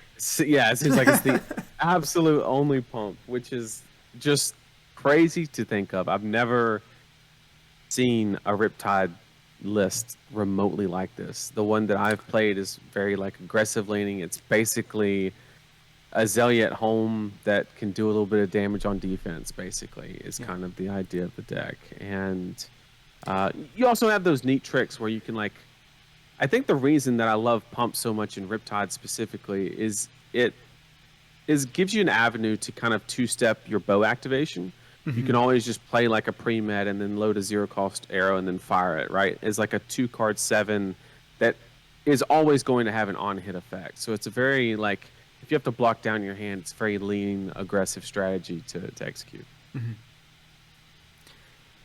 So pre-med is being played out here. That almost suggests to me that we're not attacking Genesis, and indeed we're going at face. Now, this is a bit of a gamble. Obviously, Chris has a lot of no-block cards in his deck, which Battering Bolt are very good against, but there's none in this hand. It's a good time to face down a Battering Bolt. This is relatively vanilla damage here, yeah. You do get full information. So that is an advantage Mm-hmm. that Chris has to understand and play around. I'm not sure how much that really impacts Prism.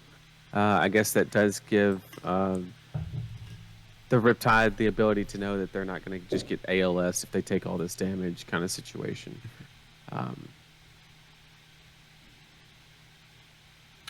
I do think where it's relevant is checking how many triumphs are in Chris's hand, because then it lets Alex know, okay, I need to arsenal this Battering Bolt and try to dig for 7 powers, versus saying, you know what, 6 is good this turn cycle.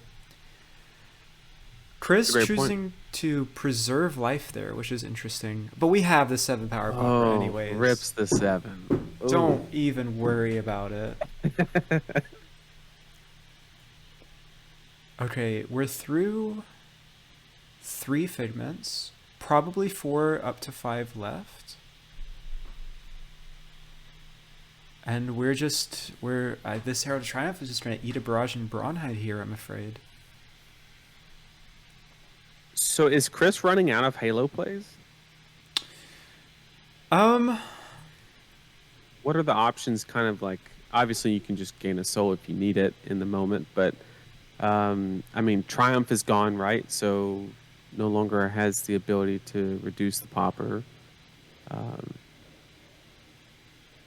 Ravages doesn't seem to apply. Ravages not very relevant, no. There's the potential to do like a get Figment of Rebirth, get a critical Herald of Erudition back. But yeah, I mean, with Erudition gone, Ravages not super relevant. We're kind of just looking for any excuse to pop Halo at this point, really. This might be one of them. We have both ArcLight Sentinels in hand and another Battering Bolt staring us down. For 7, so we can't just put the 2 Heralds in front of it. But there is a Spectral Shield. This actually doesn't seem too terrible. I mean, you could playing the ALS just doesn't seem like it's really accomplishing anything, because you're just going to face down the same issue the turn fall. It's a free tempo gain, but I don't know. We're down 13-31. And we are playing the ArcLight Sentinel. Okay. So it's now or never. It's now or never. This Genesis is going to live another turn. But Codex of Frailty, interestingly, says, no, you know what, Chris? I know you're behind an ALS, but you still have to interact with me a little bit. You have to not have 4 cards in hand.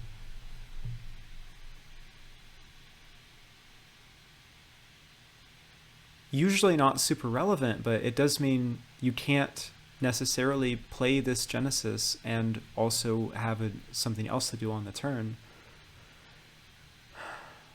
I mean, the great thing here is, right, he can always go reach for another battering bolt, right? If that's the avenue that he wants to take, he can just go grab that and say, you're not going to either keep, another ALS or anything along those lines, or just fire sedation at probably. Okay. Well, mandatory at the ArcLight Sentinel, yeah. Right, of course. Yeah. Okay. So, no special shield from that Genesis. Soul Shield is just a light card, not a light illusionist card. Do we finally see Chris commit Goliath Gauntlet to this Herald of Erudition? It's the $1 million question. We've got one Figment on the board. It's the best one. It's Soraya.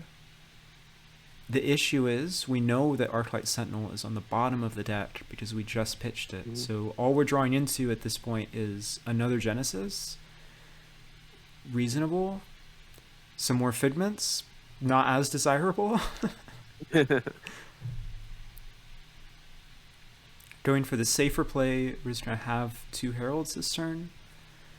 Potentially set up some, what are we at, 5th cycle shenanigans after the shuffles with a ArcLight Sentinel, Genesis, Herald of Erudition, potentially. I mean, Chris is just running out of cards. Simple as that. He's down to, 22 cards? Yeah, 19 in deck.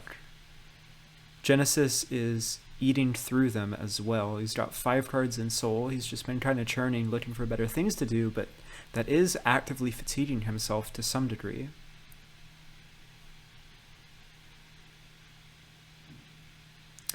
And here we see the Goliath Gauntlet, but there's a Pauper in the hand. Oh, what a disaster. Oh, no. Alex played around the fake out. He faked out the fake out. Normally you pop the first Herald, but we saw just a block out there. And he saved the Pauper for the second swing. Love it. Absolutely love it. So just the trap in Alex's hand. Are we going to see an arrow go at Genesis? Are we going to see, Chris's just straight up life total start to be threatened by arrows? I don't know. I mean, I know it sounds crazy, but when Chris only has, 20 cards? Yeah, 21. Is Genesis, when he already has 5 soul, is Genesis that big of I think a concern? No, I think you're right. I think it might be actively beneficial to let Chris keep Genesis and fatigue himself all he wants. Just pressure the life total, get more cards that way to reduce the ceiling of what the Prism player has access to as far as their arsenal goes. And so this is a Codex with 2 floating. This has got to be Battering Bolt, right? Oh, or is it Command and Conquer? Either one's a great card. Yeah, that's very fair. It is CNC, so it's just a check. Do you want to give me 2 cards? The answer is yes. Yep. Really good here now. Genesis is a must trigger, right? It's not optional. No, it is optional. You don't have to do optional. it. Okay. Mm-hmm. It does, of course, make special shields, which can be useful. All right, here's the Soraya turn. So that was free because of Empyrean Rapture, which cares about Herald's going into Soul at any part of the turn. Easy to confuse that with Prism's ability, which specifically cares about during your action phase. So Soraya has go again. We got back a premium Herald in Arsenal, presumably, from the Codex of Frailty. But look at Alex's hand. We've got the 7-power Pauper. So unless that's exactly Triumph in Chris's arsenal, and he's comfortable haloing for Figment of Triumph, but was that spent already? Just playing... I couldn't tell if it was Judgment or Triumph that was played.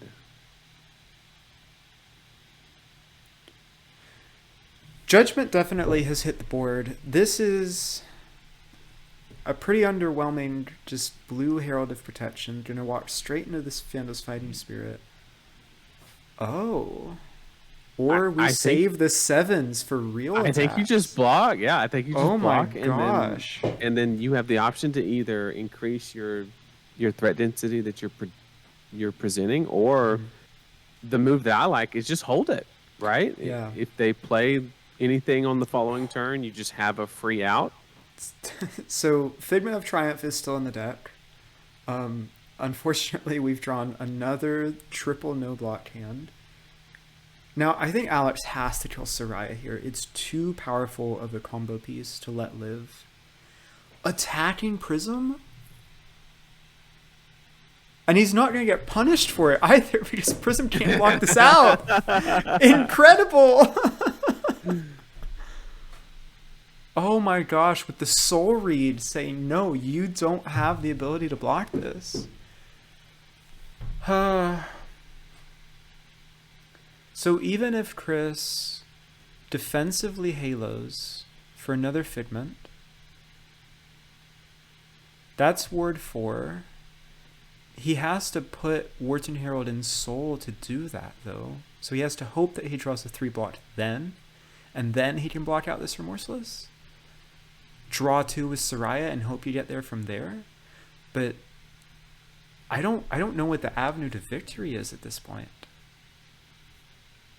Does Chris have another Figment that he can actually go reach for? We haven't seen Rebirth yet. Okay, Rebirth. Rebirth That's is the still one. in the deck. Just giving up Soraya. Why shoot Soraya when you can kill Soraya and deal damage? And deal damage. Yeah. Right. Like, he must know something we don't. I mean, it is a pretty face-up tell that Prism's deck, about half of it doesn't block at this point. Putting Light of Soul in Soul. Interesting. Alright, so it was Red Triumph, but there's the 7 that we held last turn. Oh, and it's in the pitch zone. Ugh. It's gross. In the pitch zone.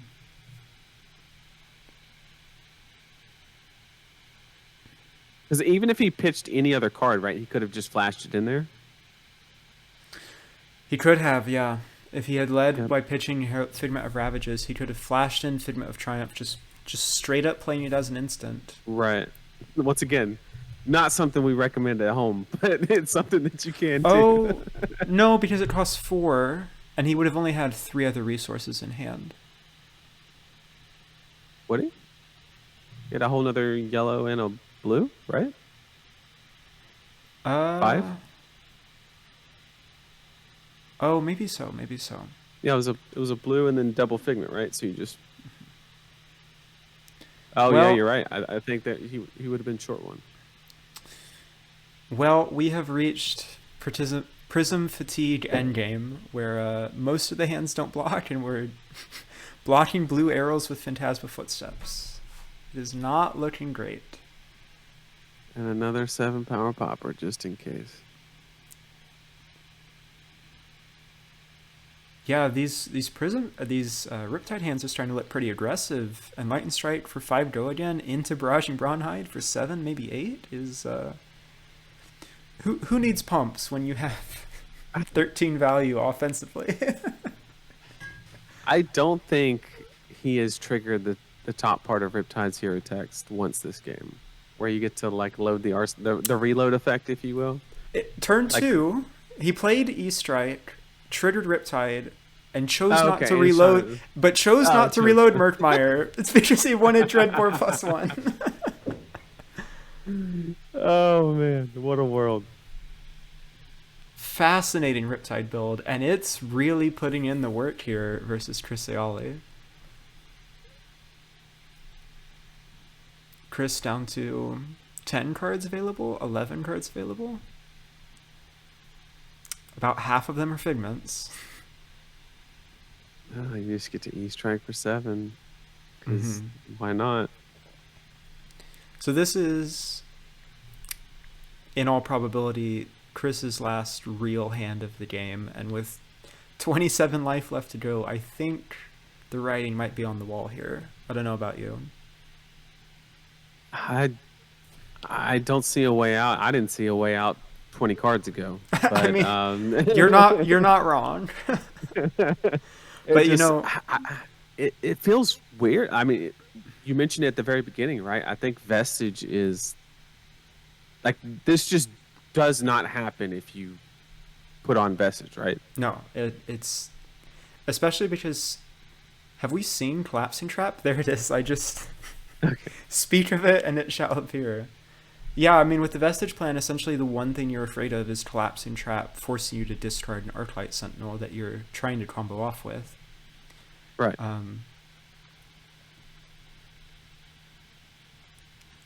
Yeah, there's been minimal pressure from Alex. I think if a loop was assembled in this game, it would have been essentially game over on the spot. But we never quite got there. The ArcLight Sentinels kind of came at weird times compared to the Genesis. You can loop sometimes with Rapture. It just tends to not be a full loop. It'll break after a couple of turns. But with Soraya gone and with 5 cards left in deck, I don't think we can ever really maneuver into a position where that works at this stage in the game. Right. Especially when you draw 3 Figments. Especially when you draw 3 Figments and there's another one in your 2 cards remaining. Brutal.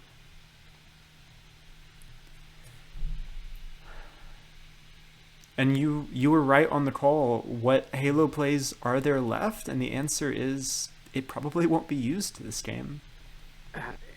And that's the part that like stings the most. It's like Prism can win the game off of a Halo activation at the right time. I've seen it happen so many times. Yeah. And just it sitting there unused as you dwindle away is just I know it just like. But I mean, at the same time, there was no opportunity for Chris to like really leverage it. Yeah, there was maybe an option early in the game, that first ArcLight Sentinel you saw, where you say, "I'm gonna go get Soraya, and I hope I draw a blue," which in a deck that plays 15 of them, usually not a great gamble to take. But after seeing this. The 15th popper, maybe that's the line you have to take. Right? Yeah. You have to lean on that. Sometimes you have to play to win and not play to not lose. Exactly. Yeah. I think, are we going to see a Murky Water close this game out? Are we going to see Riptide take it down with his specialization? Red Herald. You have the Red Herald Popper. Oh, Collapsing Trap. Discard your Figment.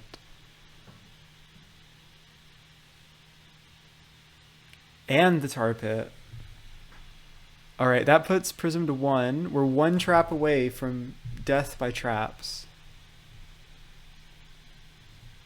But with 4 no blocks. This is only cards in deck. All the no blocks. Hey, he's safe for 1 more turn. Just stubbornly, you know what? I'm not dead yet. I get 1 more turn. 1 more turn out of this. It's actually kind of interesting, though. I think now that I think about it, Riptide only has 10 cards left. So, there was a series of turns kind of halfway through that game to where we saw Chris get on the back foot.